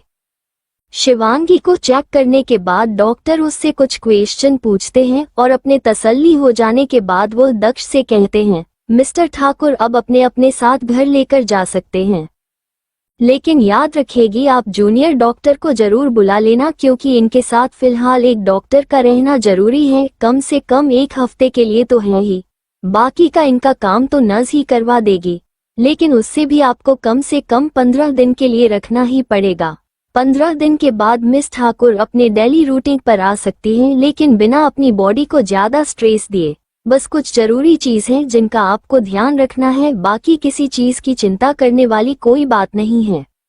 अपनी बात कहने के बाद डॉक्टर वहां से वापस चले जाते हैं। उनके जाते हैं वहां पर एक नर्स आती है जिसके हाथ में शिवांगी के लिए ब्रेकफास्ट था। शिवांगी अभी अपना ब्रेकफास्ट करना स्टार्ट करती दक्ष उसके पास आता है और अपने हाथों से उसे खिलाने लगता है। शिवांगी भी बिना कुछ कहे उसके हाथों से ही खा लेती है। तभी दरवाजे पर एक आदमी आता है जिसके हाथों में एक बैग था। दक्ष उसके पास जाता है और उसके हाथ से वह बैग ले लेता है। उसके बाद वह शिवांगी के पास आकर उससे कहता है, मैं तुम्हारे चेंज करने के लिए कपड़े मंगवाए हैं, मैं बाहर जाकर नर्स को अंदर भेज देता हूँ, वह तुम्हारी हेल्प कर देगी। इतना कहकर वह सीधे रूम से बाहर चले जाता है और नर्स को अंदर भेज देता है। थोड़ी ही देर में शिवांगी रेडी हो जाती है। इस वक्त उसने एक क्लोज शर्ट टाइप टॉप और एक रोज प्लाजो टाइप पजामा पहनी हुई थी। जिसमें वो बहुत ज्यादा ही प्यारी लग रहे थे और उसके बाल एक पोनी में बंधे हुए थे। दक्ष उसे देख स्माइल करता है और कहता है, अच्छे लग रहे हो, तो क्या तुम तैयार हो अपने घर जाने के लिए? शिवांगी बिना कोई एक्साइटमेंट देखा है, हाँ, मैं अपना सिर हिला देती हूँ। जिसे देख उसके भाई को बुरा लगता है क्योंकि वो सिर्फ 19 साल के थे, लेकिन उसमें 19 साल वाले बच्चों के कोई भी गुण नहीं थे। वो एक बहुत ही ज्यादा मैच्योर इंसान की तरह बिहेव कर रही थी और उसका दिल तो ये सोच सोच के और भी टूट जाता था कि ना जाने उसकी बहन ने इस 19 साल में कैसे दिन देखे होंगे, न जाने कितनी है परेशानियों का सामना करना पड़ा होगा। अब उसे कौन बताए कि उसकी बहन 2 बार मारकर वापस उसके पास लौटी है, तब जाकर वह उसे मिली है। वह तो भगवान ने उसे मौका दिया, दोबारा अपने सुनते के चने का नहीं तो वह तो लगभग मर ही चुकी थी। शिवांगी इस वक्त व्हीलचेयर पर बैठी हुई थी, जिसे देख दक्ष उसके व्हीलचेयर को खींचते हुए अस्पताल के बाहर ले जाता है और बाहर आते ही उसे अपने कोर्ट में उठाकर कार में बैठता है और दूसरी साइड जाकर वह भी जल्दी से कार में बैठ जाता है। थोड़ी ही देर में उनकी कार एक बहुत है बड़े से मेंशन के आगे जाकर रुकती है। कहीं गेट पर खड़ा कार गाड़ी को देखते हैं तुरंत गेट खोल देता है, जिससे गाड़ी गेट के अंदर इंटर कर जाती है। शिवांगी जो अपने सामने इतने बड़े घर को देखते हैं तो भी उसके अंदर कोई भी एक्साइटमेंट नहीं होती, क्योंकि अभी वो नवल से बाहर आई थी और नवल में तो वो कैसी कैसी जगह नहीं घूमी हुई थी। उसके सामने तो ये घर नॉर्मल ही था, भले ही उसके लिए घर बहुत नॉर्मल था, लेकिन ये घर वाकई में काफी बड़ा था और काफी बड़े एरिया में ये फैला हुआ था। मुंबई के सबसे महंगे एरिया में ये बना था। गेट के अंदर जाते ही एक बड़ा सा गार्डन था जो कि घर के चारों ओर फैला हुआ था, बीचों बीच में घर बना हुआ था और बहुत ही खूबसूरती से उसे आज सजाया गया था, क्योंकि इस घर की बेटी पैदा होने के बाद पहली बार इस घर में आ रही थी। शिवांगी जब सामने देखती है तो वहां पर उसे बहुत सारे लोग खड़े दिखाई देते हैं, जिनमें से वो किसी को भी नहीं जानती थी। इस वक्त गाड़ी के अंदर ही बैठी हुई थी। तभी उनकी गाड़ी घर के दरवाजे के ठीक सामने आकर रुकती है तो दक्ष जल्दी से गाड़ी से बाहर आता है और दूसरी साइड आकर पहले वो शिवांगी के लिए उसकी व्हीलचेयर निकालता है, उसके बाद उसे अपनी गोद में उठाकर व्हीलचेयर पर बैठा देता है और फिर उसकी व्हीलचेयर को धक्का देते हुए दरवाजे तक लाता है, जहां पर गीता ठाकुर अपने हाथ में आरती की थाली लिए खड़ी थी और उन्हीं के बगल में उनके हस्बैंड अखिलेश जी खड़े थे। शिवांगी को देखते ही दोनों के आंखों में आंसू आ जाते हैं। उनके दरवाजे पर आते ही दक्ष शिवांगी से कहता है, शिवांगी इनसे मिलो, ये है हमारी माँ मिसेस गीता ठाकुर। उसके बाद बहुत अखिलेश जी की तरफ इशारा करके कहता है, और यह हमारे पापा मिस्टर अखिलेश ठाकुर। शिवांगी उन्हें देख बस अपने चेहरे पर एक छोटी सी स्माइल ले आती है। उसके चेहरे पर स्माइल देख गीता जी और अखिलेश जी के चेहरे पर भी स्माइल आ जाती है। तो गीता जी जल्दी से उसकी आरती उतारती हैं और उसे तिलक लगाकर घर के अंदर आने को कहती है, तो दक्ष भी उसकी व्हीलचेयर को धक्का देते हुए घर के अंदर ले आता है। उनके अंदर आते ही गीता जी जल्दी से शिवांगी के पास जाकर अपने घुटनों के बाल बैठते हुए उसका हाथ पकड़ती हैं और उसके चेहरे पर अपना हाथ रख प्यार से उससे पूछती हैं, बच्चा हमें माफ कर दो, हमें पता है हमसे बहुत बड़ी गलती हुई है जिसकी सजा आपको मिली है। सालों पहले अगर हमने आपका ध्यान अच्छे से रखा होता तो कोई भी आपको हमसे दूर नहीं ले जा पाता और नहीं आपको इतने साल इतना सफर करना पड़ता है। शिवांगी का उनको उससे इस तरह बोलना थोड़ा अजीब लग रहा था, क्योंकि एक तो वह उनसे पहली बार मिल रही थी, इसीलिए भी, और क्योंकि इन 3-4 सालों में उसने सीता जी को ही अपनी मां मान लिया था, इस वजह से भी उसको गीता जी के सामने थोड़ा अजीब लग रहा था। अपने चेहरे पर एक छोटे से स्माइल लिए ही रहती हैं और कहती हैं, कोई बात नहीं, आपकी इसमें कोई गलती नहीं थी, वो बस एक हादसा था जो होना था, इसलिए आपको इस बारे में गिल्टी फील करने की कोई जरूरत नहीं है। शिवांगी की इतनी समझदारी भरी बात सुनकर गीता जी के चेहरे पर एक सेटिस्फैक्शन भरी मुस्कान आ जाती है, ये जानकर कि उनकी बेटी उससे नाराज नहीं है। लेकिन उन्हें ये दुख भी होता है कि इतने से उम्र में उनकी बेटी इतनी ज्यादा मैच्योर हो गई है, जबकि उसकी उम्र के बच्चे जिद्दी और बात बात पर शिकायत करने वाले होते हैं। ये सोचकर उन्हें थोड़ा दुख भी होता है। तभी उन्हें पीछे से आवाज आती है जो कि अखिलेश जी की थी, अब हमें भी हमारी बेटी से मिल लेने दीजिए। उनकी बात सुनकर गीता जी खड़े उठती हैं और साइड हो जाती हैं। उनके साइड होते ही अखिलेश जी भी शिवांगी के सामने अपने घुटनों के बाल बैठते हैं और एक हाथ से शिवांगी का एक हाथ पकड़ते हैं और अपने दूसरे हाथ को शिवांगी के सर पर रखते हुए कहते हैं, हमारी प्रिंसेस, कितना इंतजार करवाया आपने हमें। उनके मुंह से प्रिंसेस सुनते ही शिवांगी को अचानक ही राजीव जी की याद आ गई, क्योंकि वह भी उसे प्रिंस कहकर ही बुलाते थे। ये याद करते हैं शिवांगी की आंखों में आंसू आ गए, लेकिन फिर भी उसने जैसे तैसे उसने अपने आंसुओं को अपने आंखों में ही कैद कर लिया। दक्ष ने आपको ये तो बता दिया कि हम आपके पापा हैं, लेकिन हमें आपके मुंह से अपने लिए पापा सुनना है। प्लीज एक बार आप हमें पापा का कर बुलाए ना। आपको पता है, जब हमको पता चला था कि आपके माँ प्रेग्नेंट है, तब से ही हमें एक बेटी चाहिए थी और उसके मुंह से हमें पापा सुनना था। लेकिन जैसे ही आप इस दुनिया में आए, आप हमसे दूर भी हो गई। आपको नहीं पता हमने आपको कहाँ कहाँ नहीं ढूंढा, लेकिन आप मेरे सामने हैं, तो प्लीज एक बार मुझे आपके मुंह से अपने लिए पापा सुनना है। अपनी बात कहकर वो बड़ी उम्मीद से शिवांगी की ओर देखने लगते हैं। तभी शिवांगी भी उनके इच्छा पूरी करने के लिए कहती है, पापा। जैसे ही उसके मुंह से यह शब्द निकलता है, अखिलेश जी के आंखों के आंसू जो अब तक उन्होंने बड़ी मुश्किल से रोके हुए थे, वो बहने लगते हैं। वो जल्दी से खड़े होते हैं और शिवांगी के माथे पर एक किस कर लेते हैं। फिर उसके सामने खड़े होते हुए कहते हैं, अब हम आपको ज्यादा परेशान नहीं करेंगे, वैसे भी आप काफी वीक हैं और आपको आराम की जरूरत है।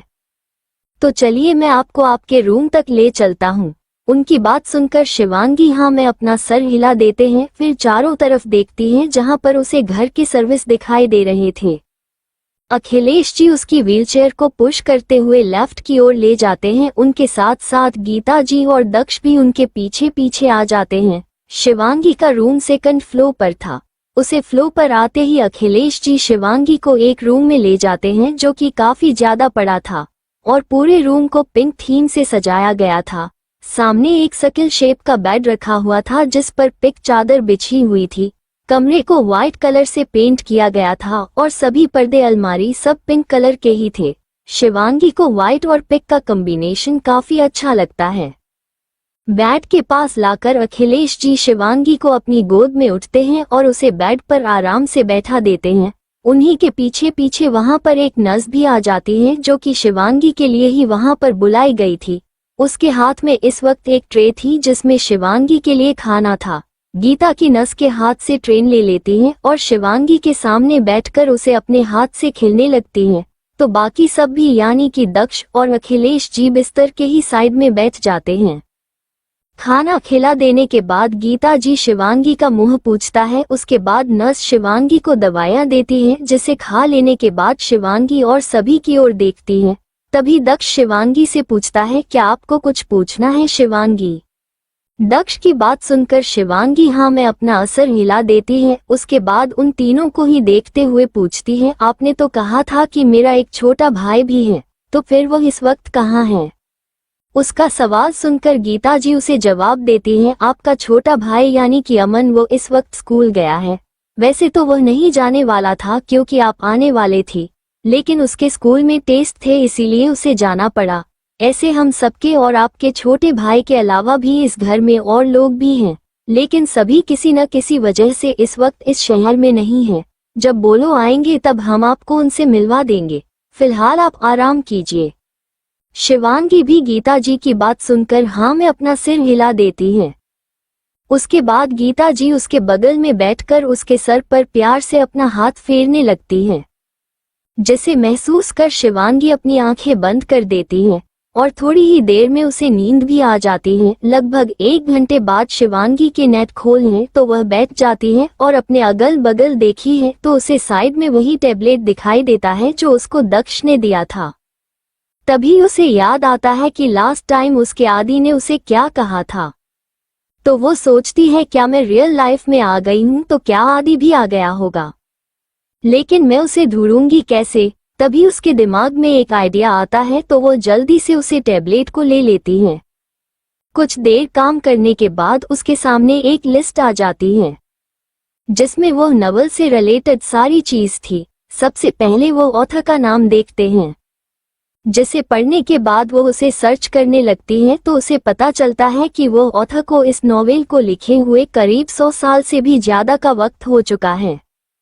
उसके बाद वो जब बाकी की लिस्ट देखी है जिसमें उसे नवल की कितनी कॉपी छपी थी और उसको किन किन लोगों ने खरीदा था, तो वो एक एक कर सारे नाम पढ़ने लगते हैं। उसमें उष्णजीर से रिलेटेड ये जानकारी भी थी कि आप उसे नवल को ज्यादातर लाइब्रेरी में ही रखा गया है, जिसे पढ़कर उसे याद आता है कि उसने भी तो उसे नोबेल को लाइब्रेरी से ही उठाया था और वहीं पढ़ा भी था, तो क्या पता आदि ने भी उसे लाइब्रेरी में ही पढ़ा हो।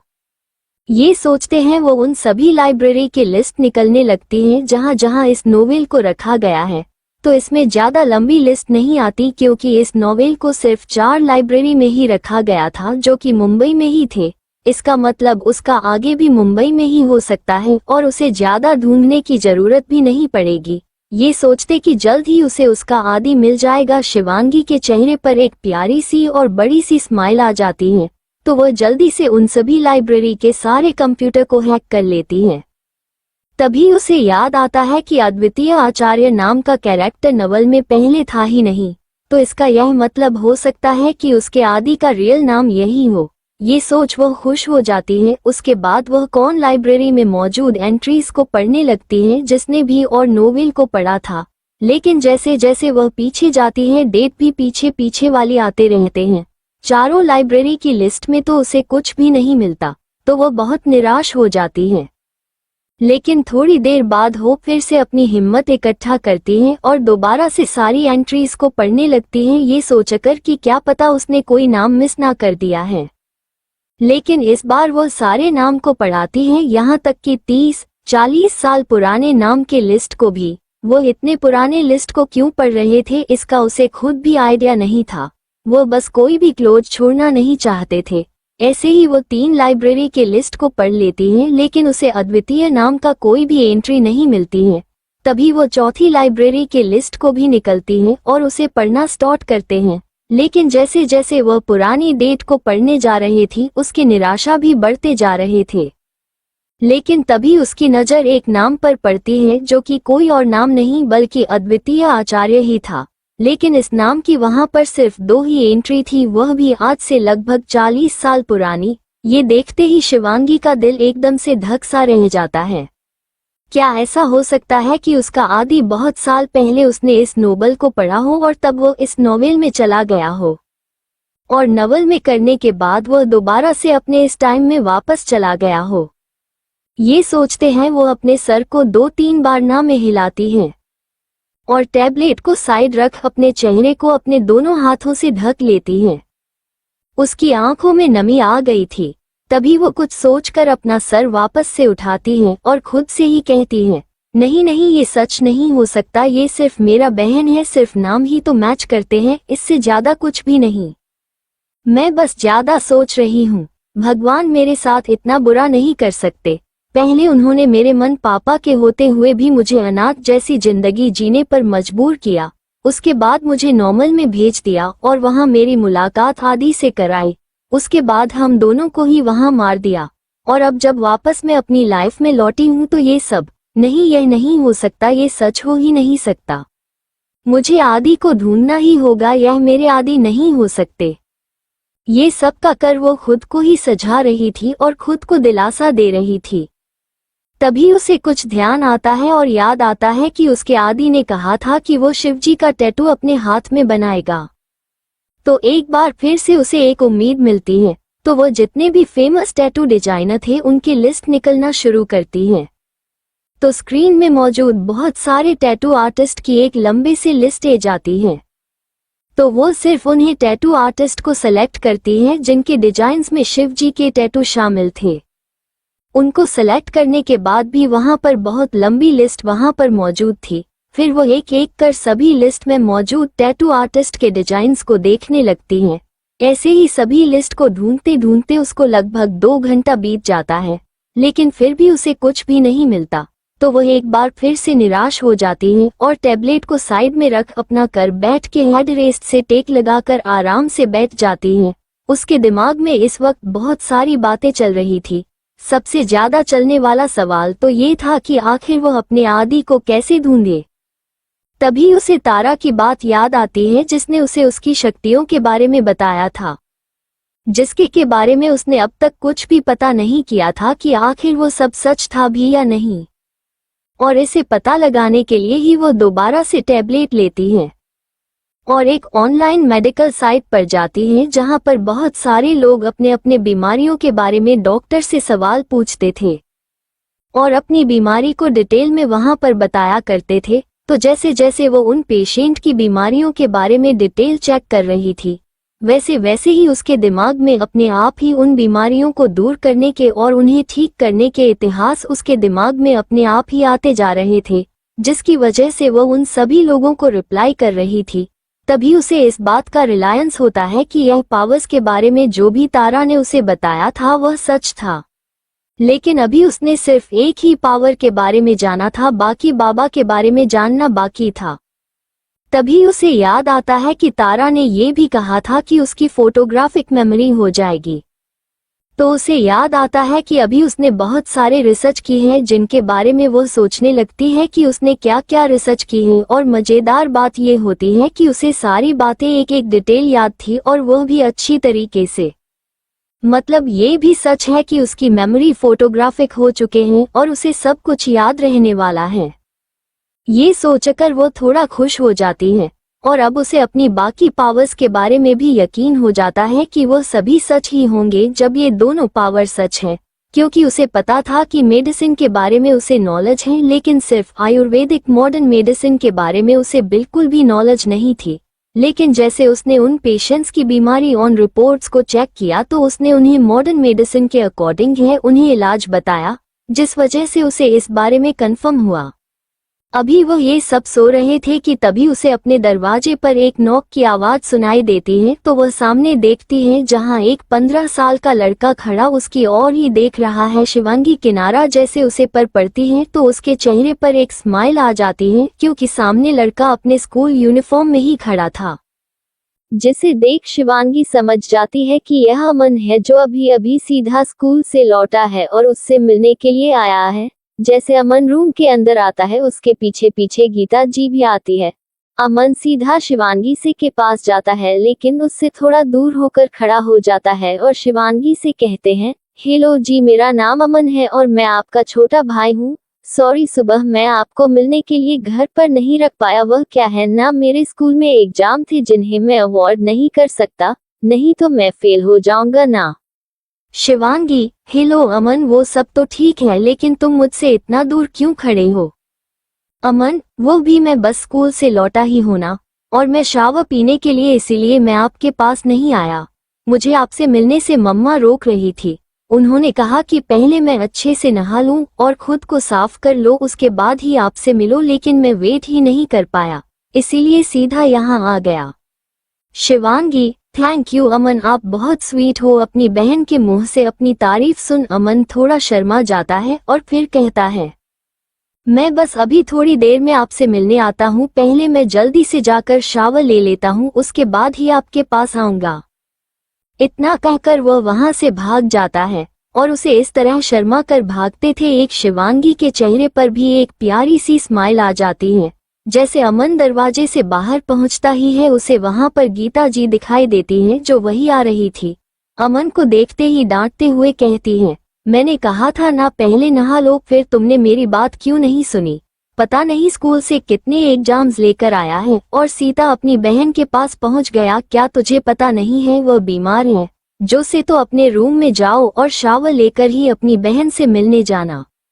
अपनी मामा की बात सुनकर अमन हाँ मैं अपना सर हिलता है और वहां से सीधे अपने रूम की ओर चला जाता है, जो कि शिवांगी के रूम के बगल में ही था। उसके जाते ही गीता जी शिवांगी के रूम में आती है और देखते हैं शिवांगी जगी हुई है। आप उन्हें क्या पता कि शिवांगी कितनी देर से जागी हुई है और उसने कितना काम भी कर लिया है। गीता जी, अरे बेटा आप उठ गई, तो आपने मुझे बताया क्यों नहीं? मैंने आपको इस बेल के बारे में बताया था ना। उसे साइड में रखी एक पल को दिखाते हुए कहती है, जिसके बारे में उन्होंने शिवांगी को पहले भी बताया था कि अगर उसे कोई भी जरूरत हो तो वह सीधा इस बेल को बजा दे। जिससे उन्हें तुरंत खबर मिल जाएगी कि शिवांगी को किसी चीज की जरूरत है। शिवांगी, नहीं, मुझे कहीं कुछ भी नहीं चाहिए था, और इतने टाइम से सोई ही तो हो, इसीलिए ज्यादा नींद भी नहीं आए। गीता जी, मतलब तुम्हें नींद नहीं आ रही, तो इसका मतलब मैं तुम्हारे साथ थोड़ी देर बातें कर सकती हूँ। उनकी आवाज में एक्साइटमेंट साथ नजर आ रहे थे। शिवांगी फोन की बात का कोई जवाब नहीं देते, बस एक छोटी सी स्माइल पास कर देती है, जिसका साफ मतलब था कि वह यहाँ पर बैठकर उससे बातें कर सकती है। गीता जी, अच्छा बेटा, मुझे अपने आप के बारे में थोड़ा बताओ। वैसे तो दक्ष ने तुम्हारे बारे में सब पता कर ही लिया था, तुम्हारी स्कूल स्टडी वगैरह सब कुछ, जहाँ तुम रहा करती थी उसके बारे में भी। अच्छा मुझे बताओ, तुम्हें क्या करना पसंद है, किस किस चीज का शौक है तुम्हें? शिवांगी उनका सवाल सुनकर अपनी पिछली लाइफ के बारे में सोचती है, जब वो अपनी जरूरत पूरी करने के लिए दर दर भटका करती थी। लास्ट में उसने चोरी करना शुरू कर दिया था, क्योंकि उसे कोई भी काम देने को राजी ही नहीं था। एक तो उसकी कोई पहचान नहीं थी, दूसरा वो अनाथ थी, तीसरा वो ज्यादा पढ़ी लिखी भी नहीं थे, उसने सिर्फ 12th तक ही पढ़ाई की थी। इसके बारे में सोचकर शिवांगी के चेहरे पर एक कड़वाहट भरी मुस्कान आ जाती है और वो गीता जी की ओर देखते हुए कहती है, जी नहीं, मुझे किसी चीज का ज्यादा शौक नहीं है। नेताजी ने शिवांगी के चेहरे पर वो एक्सप्रेशन देख लिए थे, जिसे वह समझ जाती है कि शिवांगी को जरूर कुछ बुरा याद आया है, तो वह दोबारा इस बारे में बात नहीं करती। फिर वह बात को बदलते हुए कहती है, अच्छा मुझे ये बताओ, तुम्हें खाने में क्या पसंद है? अभी तो तुम बीमार हो, इसलिए तुम्हें वही जो डॉक्टर ने बताया है खाना पड़ेगा, लेकिन जब तुम ठीक हो जाओगे तो मैं अपने हाथों से तुम्हारे लिए बनाऊंगी, इसलिए मुझे अपनी पसंद नापसंद के बारे में बताओ। शिवांगी फिर से अपने बारे में सोचने लगती है कि पसंद का खाना तो दूर की बात है, बस उसे 3 टाइम का खाना मिल जाया करता है, वह भी बहुत बड़ी बात होती थी। लेकिन इस बार वो गीता जी की ओर देखते हुए जवाब देती है, जी मैं चूजी नहीं हूँ, पर हाँ मुझे इंडियन खाना ज्यादा पसंद है। गीता जी, ये तो अच्छी बात है, तुम्हें पता है मुझे भी इंडियन खाना ज्यादा पसंद है। तभी पीछे से आवाज आती है जो कि अमन की थी, लेकिन मुझे तो चाइनीज पसंद है। मामा, अब जब आप पूछ रही हैं तो प्लीज मेरे लिए बना दो ना, आज मेरा चाइनीज खाने का बड़ा मन है। गीता जी, बिल्कुल नहीं, तुम्हारी बहन यहाँ बीमारी वाला खाना खाएगा और तुम चाइनीज खाओगे, क्या तुम्हें शर्म नहीं आएगी? गीता जी की बात सुनकर अमन का मुंह छोटा सा हो जाता है। तभी शिवांगी कहती है, जब उसका इतना मन है तो बना ही दीजिए, मेरी चिंता मत कीजिए, वैसे भी मुझे चाइनीज ज्यादा पसंद नहीं है। शिवांगी की बात सुनकर अमन के चेहरे पर फिर से एक बड़ी सी स्माइल आ जाती है और वो उम्मीद से गीता जी की ओर देखने लगता है। तो गीता जी अमन को देखते हुए कहती है, थैंक्स बोल अपनी दीदी को, मैं शेफ को बोल देती हूँ। तभी अमन भी वही शिवांगी के बगल में ही आकर बैठ जाता है। शिवांगी को देखकर उसके चेहरे से स्माइल जा ही नहीं रही थी। शिवांगी जब देखी है कि अमन कितना खुश होकर उसे देख रहा है तो वह उसे पूछती है, क्या हुआ, ऐसे क्यों देख रहे हो, क्या मेरे चेहरे पर कुछ लगा है? इतना कहकर वह अपने चेहरे पर हाथ लगाने लगती है। अमन, नहीं नहीं, वह तो मैं बस आपको देखकर खुश हो रहा था। आपको पता है मुझे कितना शौक था कि मेरी भी एक बहन हो। मेरे जितने भी क्लासमेट्स हैं सबकी सिस्टर है, बस मेरी ही नहीं थी, लेकिन आज आपको देखकर मेरा वो ड्रीम भी पूरा हो गया। उसके बाद सुनकर शिवांगी के चेहरे पर भी मुस्कान आ जाती है। फिर वो अमन से पूछती है, अच्छा और क्या क्या ड्रीम है आपके? उसका सवाल सुन अमन के चेहरे पर थोड़ी सी उदासी आ जाती है, जिसे शिवांगी भी महसूस कर लेती है। लेकिन फिर अमन उससे कहता है, दी मुझे ना गिटार प्ले करने का बहुत शौक है, लेकिन दक्ष भाई मना करते हैं। वो कहते हैं कि यह सिर्फ वेस्ट का टाइम है और कुछ नहीं, मुझे अपना सारा ध्यान अपनी पढ़ाई पर लगाना चाहिए, क्योंकि मुझे आगे जाकर उनकी तरह बिजनेस को संभालना जो है। अपनी बात कहकर वो थोड़ा उदास हो जाता है। उसके बाद सुनकर शिवांगी को भी थोड़ा बुरा लगता है, क्योंकि वो सिर्फ एक बच्चा था और इतनी सी उम्र में उसे उसके करने नहीं दिए जा रहे थे और अभी से उसके कंधों पर एक रिस्पॉन्सिबिलिटी डाली जा रही थी। लेकिन वो इस वक्त उसकी बात का कोई जवाब नहीं देती, बस उसके सर पर अपना हाथ रख देती है। गीता जी, अरे अमन, तुम भी क्या बात लेकर बैठ गए? अच्छा शिवांगी, हम तुम्हारे लिए कुछ खाने का लेकर आते हैं, आपको भूख लग गई होगी ना? तभी पीछे से नर्स की आवाज आती है जो कह रही थी, यस मैम, एक्चुअली मैं वही आपको बताने के लिए आ रही थी। मेरे को दवाई अभी लेनी है लेकिन उससे पहले कुछ खाना है, इसलिए आप प्लीज उनके लिए वेजिटेबल सूप रेडी करवा दीजिए। नर्स की बात सुनकर गीता जी जल्दी से खड़ी होती हैं और नीचे किचन की तरफ चली जाती हैं। उनके जाते ही अमन भी शिवांगी से कहता है, अच्छा जी मैं भी अपने रूम में जाता हूँ, वह मेरे एग्जाम चल रहे हैं ना, तो इसलिए मुझे पढ़ाई भी करनी है, नहीं तो मैं सारा दिन आपके पास ही बैठा रहता। शिवांगी, कोई बात नहीं, तुम जो पढ़ाई पहले जरूरी है, और अगर कुछ प्रॉब्लम हो तो मुझे जाकर पूछ सकते हो। अमन, क्या सच में दी आप मेरी प्रॉब्लम सॉल्व कर दोगे? शिवांगी, हाँ बिल्कुल, शायद तुम्हें पता नहीं है लेकिन मैं अपने स्कूल की टॉपर थी, साथ ही अपने जूनियर्स को पढ़ाया भी करती थी। अमन, ठीक है, तब तो मैं पक्का आपके पास ही आऊंगा, नहीं तो दक्ष भाई के पास जाकर उनसे पढ़ने से मुझे डर लगता है। उसके बाद सुनकर शिवांगी मुस्कुरा देती है तो अमन भी वहां से चला जाता है।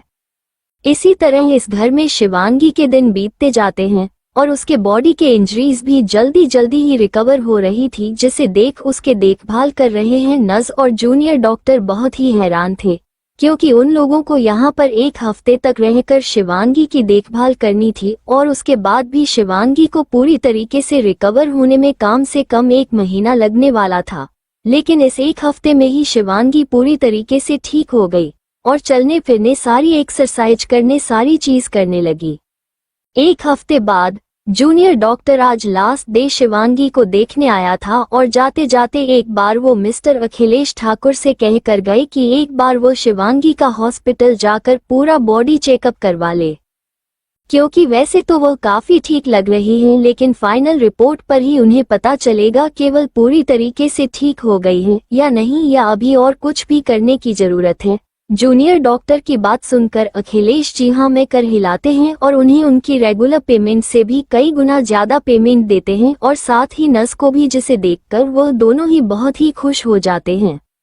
अखिलेश जी उन दोनों डॉक्टर और नर्स से काफी खुश थे, क्योंकि उन्हें यही लग रहा था कि उन्हें की देखभाल की वजह से उनकी बेटी इतनी जल्दी रिकवर कर पाई है। अब शिवांगी भी अपने रूम से निकालकर ब्रेकफास्ट, डिनर और लंच नीचे सबके साथ डाइनिंग रूम में ही करती थी और नीचे गार्डन पर वॉक करने भी जाती थी। रात का डिनर करने के बाद जब वो लोग वॉक पर जाते हैं, जिसमें अखिलेश जी, गीता जी और अमन, वह तीनों ही शिवांगी के साथ वॉक कर रहे थे और दक्ष तो अभी तक ऑफिस से आया ही नहीं था।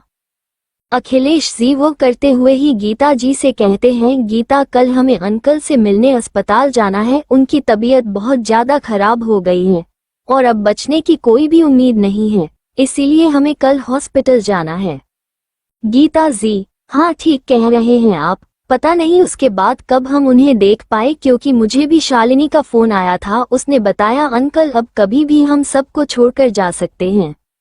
शिवांगी, मम्मा पापा आप किसकी बात कर रहे हैं? गीता जी, बेटा वो एक्चुअली हमारे दूर के रिलेटिव हैं, वो काफी टाइम से बीमार चल रहे थे, उन्हें कैंसर हुआ था और वह भी उन्हें लास्ट स्टेज पर ही पता चला और अभी पिछले कुछ दिनों से उनकी तबीयत बहुत ज्यादा खराब हो गई है और डॉक्टर ने कहा है कि वो कभी भी दुनिया छोड़कर जा सकते हैं, इसलिए हमें उनसे कल मिलने जाना है। अखिलेश जी, शिवांगी बेटा तुम भी चला हमारे साथ, तुम्हारा फुल बॉडी चेकअप भी कर लेंगे और साथ ही अंकल से मिल भी लेंगे। शिवांगी, जी पापा। अमन जो चुपचाप उन सब की बातें सुन रहा था वो कहता है, पापा अब मैं जाता हूँ, कल स्कूल भी जाना है, मुझे नींद आ रही है। शिवांगी, पापा मैं भी जाती हूँ। अखिलेश जी, चलिए सब लोग साथ ही चलते हैं। इतना कहकर वो सब लोग घर के अंदर जाने लगते हैं और अपने अपने रूम में चले जाते हैं। शिवांगी अपने रूम में जाकर बिस्तर पर लेट नहीं वाली थी कि तभी उसके दरवाजे पर नॉक की आवाज सुनाई देती है। वो जब दरवाजा खोलती है तो सामने अमन खड़ा था। शिवांगी कुछ कहने से पहले ही अमन उसके रूम में आ जाता है और भाग के जाकर उसके बेड पर लेट जाता है। शिवांगी, अमन तुम क्या कर रहे हो? अभी तो तुमने बोला तो मैं नींद आ रही है। अमन, नींद तो आ रही है अभी, लेकिन मैंने सोचा आपके साथ ही सोऊंगा। इतने दिन से नर्स आपके साथ थी, आपके देखभाल के लिए, तो इसीलिए नहीं आया, और वैसे भी अब तो डॉक्टर ने भी कह दिया है कि अब आप बिल्कुल ठीक हैं, इसीलिए मैं यहाँ पर आ गया। लेकिन अगर आपको अच्छा नहीं लगा तो मैं वापस चला जाता हूँ। इतना कहकर उसने अपना बेचारा से मुंह बना लिया, जिसे देख शिवांगी को हंसी आ गई, तो वह भी अपना दरवाजा बंद कर बेड पर आकर लेटे हुए बोली, ठीक है, लेकिन मुझे खर्राटे नहीं सुनाई देने चाहिए। अमन दी, मैं खर्राटे नहीं लेता, मैं तो इतना छोटा हूँ। शिवांगी, अच्छा ठीक है, सो जाओ, चलो, गुड नाइट। शिवांगी के पास सुनकर अमन समझ जाता है कि वो बस मजाक कर रहे थे। तब वह भी मुस्कुराते हुए गुड नाइट बोलकर अपनी आंखें बंद कर लेता है और थोड़ी ही देर में दोनों सो जाते हैं। अगली सुबह सब लोग तैयार होकर ब्रेकफास्ट टेबल पर बैठे थे और सब लोग घर से निकलने की तैयारी में थे। दक्ष अपने ऑफिस, अमन अपने स्कूल और बाकी तीनों यानी कि अखिलेश जी, गीता जी और शिवांगी तीनों ही हॉस्पिटल जाने वाले थे। दक्ष, पापा मैं ड्राइवर को बोल दूंगा, वो आप लोगों को अस्पताल लेकर जाएगा। आपको ड्राइव करके मत जाना, और हाँ, आप लोगों के साथ बॉडीगार्ड भी जाएंगे। गीता जी, तुम तो ऐसे बोल रहे हो जैसे आज तक तुमने हमें बिना बॉडीगार्ड के कहीं जाने दिया हो। अखिलेश जी, अच्छा ठीक है, ले जाएंगे, और मैं ड्राइव भी नहीं करूंगा, क्योंकि आते वक्त पता नहीं मैं ठीक होगा कि भी नहीं, क्योंकि अंकल मेरे बहुत करीब थे, पता नहीं उनकी खराब तबीयत देखकर मैं ठीक भी रह पाऊंगा या नहीं। और उसके बाद ड्राइव नहीं, अकेले होता तो मैं रिस्क ले भी लेता, लेकिन मेरे साथ गीता और शिवांगी भी हैं। शिवांगी कुछ नहीं बोलता, बस उन लोगों की बातें चुपचाप सुनती रहती है। अब तक उसने इस घर में एडजस्ट तो कर लिया था, लेकिन फिर भी वो सबके साथ काम बातें ही किया करती थी। जितना बोलो उससे पूछते थे उसका ही जवाब दिया करती थी, या उससे कुछ पूछना होता था तो वही पूछती थी। एक अमन ही था जो उसे दुनिया भर की बातें किया करता था।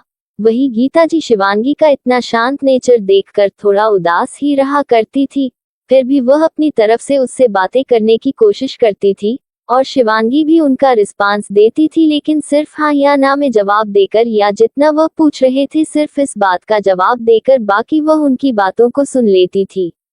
अखिलेश जी और दक्ष तो दिन भर ऑफिस में ही रहते थे, बस सुबह और रात के टाइम ही वो शिवांगी के साथ बिता पाते थे और उतनी ही देर उससे बातें भी किया करते थे।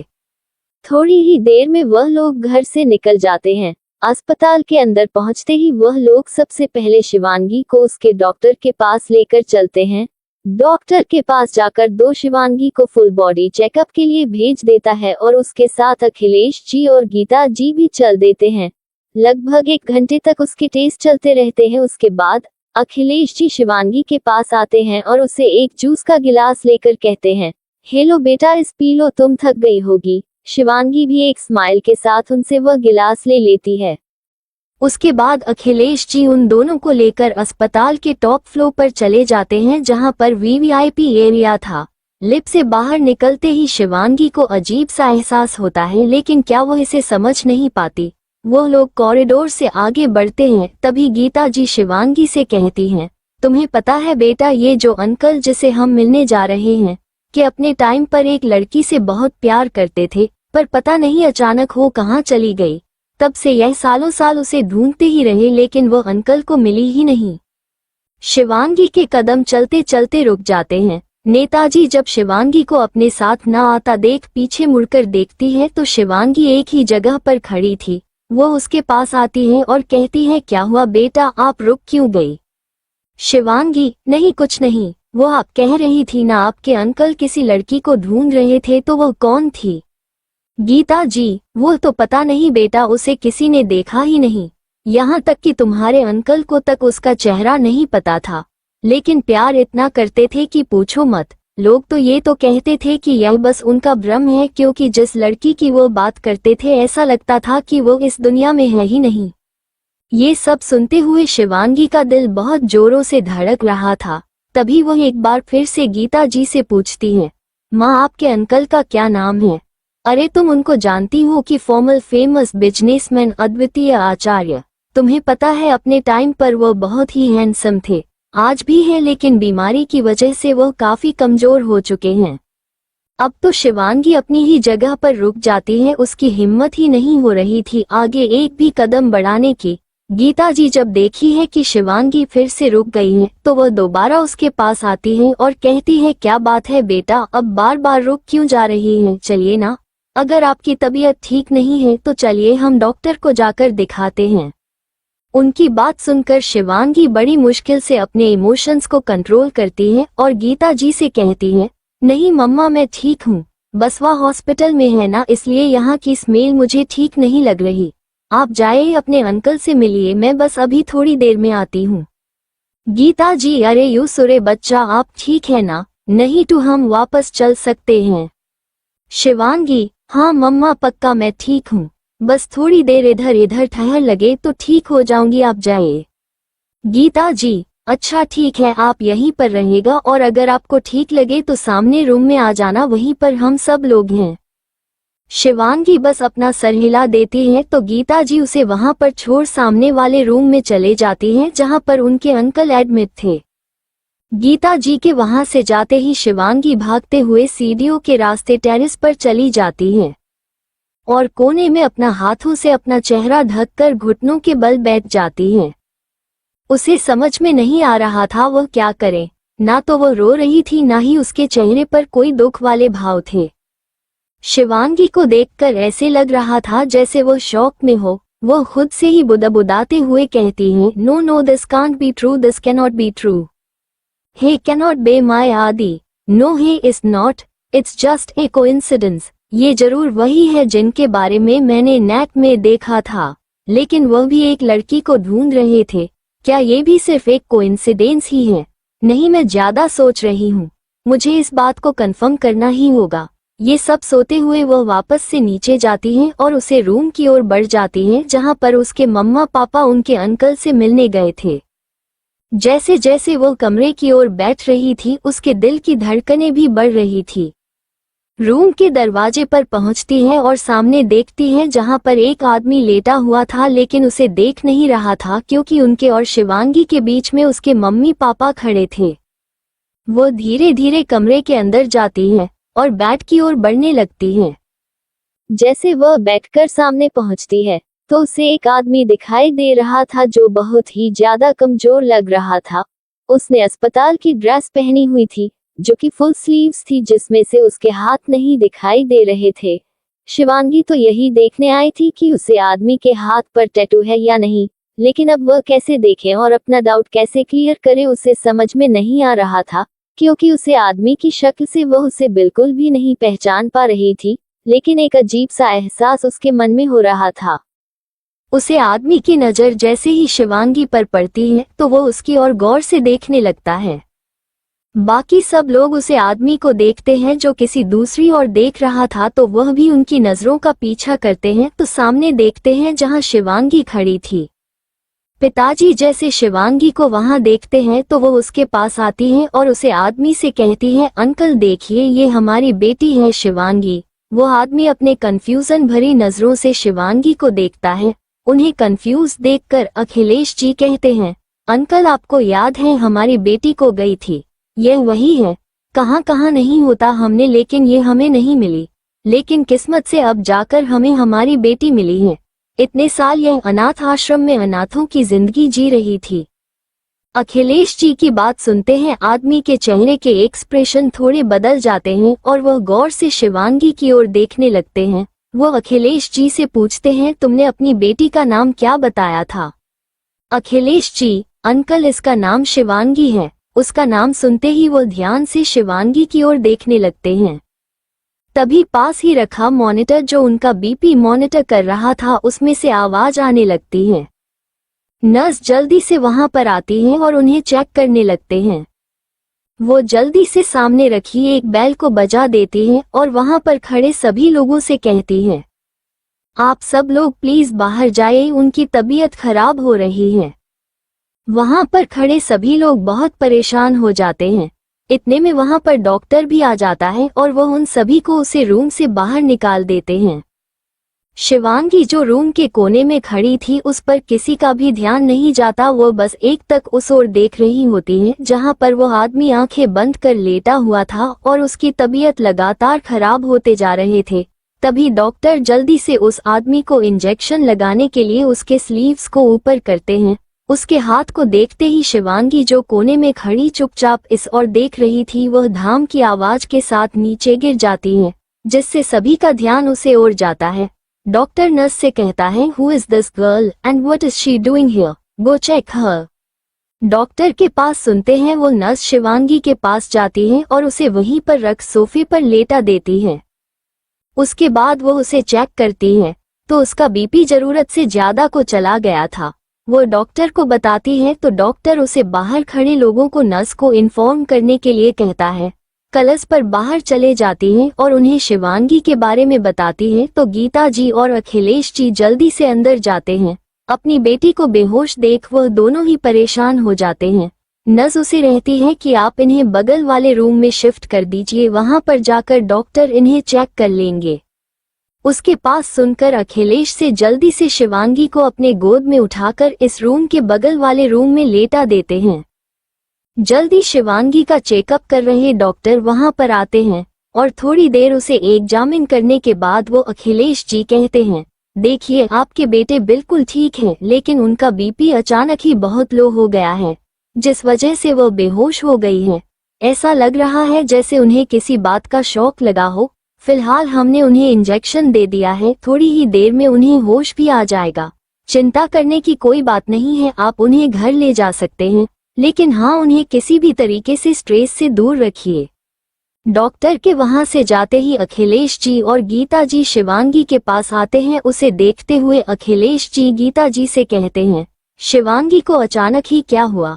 अभी तक तो ये बिल्कुल ठीक थी, आखिर किस बात से इन्हें शौक लगा है, वह भी इतना कि इनकी इतनी ज्यादा तबीयत खराब हो गई। गीता जी, पता नहीं, लेकिन थोड़ी देर पहले वो कह रही थी कि उन्हें कुछ अच्छा नहीं लग रहा।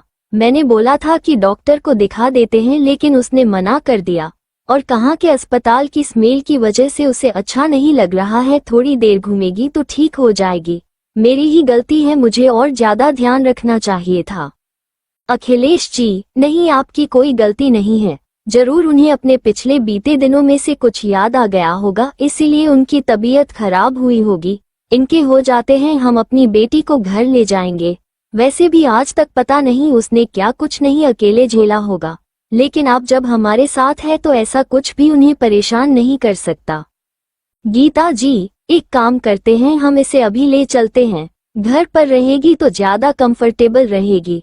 आप एक बार अंकल को देख आइए और शालिनी को भी बता दीजिए कि हम लोग जा रहे हैं, बाद में दोबारा उन्हें देखने आएंगे। अखिलेश जी गीता जी के बात सुनकर सीधे रूम के बाहर जाते हैं और शालिनी, जो कि उनके अंकल की बेटी थी, उसे शिवांगी के बारे में बात कर वहां से शिवांगी को लेकर अपने घर वापस चले जाते हैं और शिवांगी को आराम से उसके कमरे में बेड पर लेटा आते हैं। अब तक शाम हो चुके थे पर बाहर अंधेरा भी हो चुका था। अपने कमरे में लेटी शिवांगी की आंखें धीरे धीरे खुलती हैं और वो अपने चारों ओर देखते हैं। तभी उसे अपने बेहोश होने से पहले का सारा वाकया याद आता है और वो जल्दी से अपने बिस्तर पर बैठ जाती है। उसकी आंखों से आंसू बहने लगते हैं। वो जल्दी से बेड से खड़े उठाती है और रूम के दरवाजे पर पहुंचकर उसे अंदर से लॉक कर लेती है। दरवाजा बंद करते ही वो थोड़ा सा चलती है, लेकिन नीचे जमीन पर गिर जाती है। उसके बाद वहां से उठने की कोशिश भी नहीं करती और नीचे गिरे हुए ही जोर जोर से रोने लगती है। वो बहुत कुछ बोलना चाहती थी, चिल्ला चिल्ला कर भगवान से शिकायत करना चाहती थी, लेकिन उसके गले से आवाज ही नहीं निकलती है। उसका गला चोक हो चुका था। अब तक जो उसका डाउट था वो क्लियर हो चुका था, क्योंकि उसने उसे आदमी के हाथ में शिव का बना टैटू देख लिया था और वो समझ चुके थे वो आदमी जो करने के कगार पर है और कुछ ही दिन का मेहमान है, वही उसका आदी है। इसका मतलब उसने आज से 40 साल पहले उसे बुक को पढ़ा था और उसके बाद वो उसे बुक में चला गया था और बुक के अंदर जब वह दोनों मारे थे तो वापस से अपने ही टाइम में चला गया। और जैसा कि उसकी माँ ने बताया, वह सौम्या को बहुत ढूंढता रहा, लेकिन उसे वह नहीं मिली। मिलती भी कैसे हो, तो उसे टाइम पैदा ही नहीं हुई थी।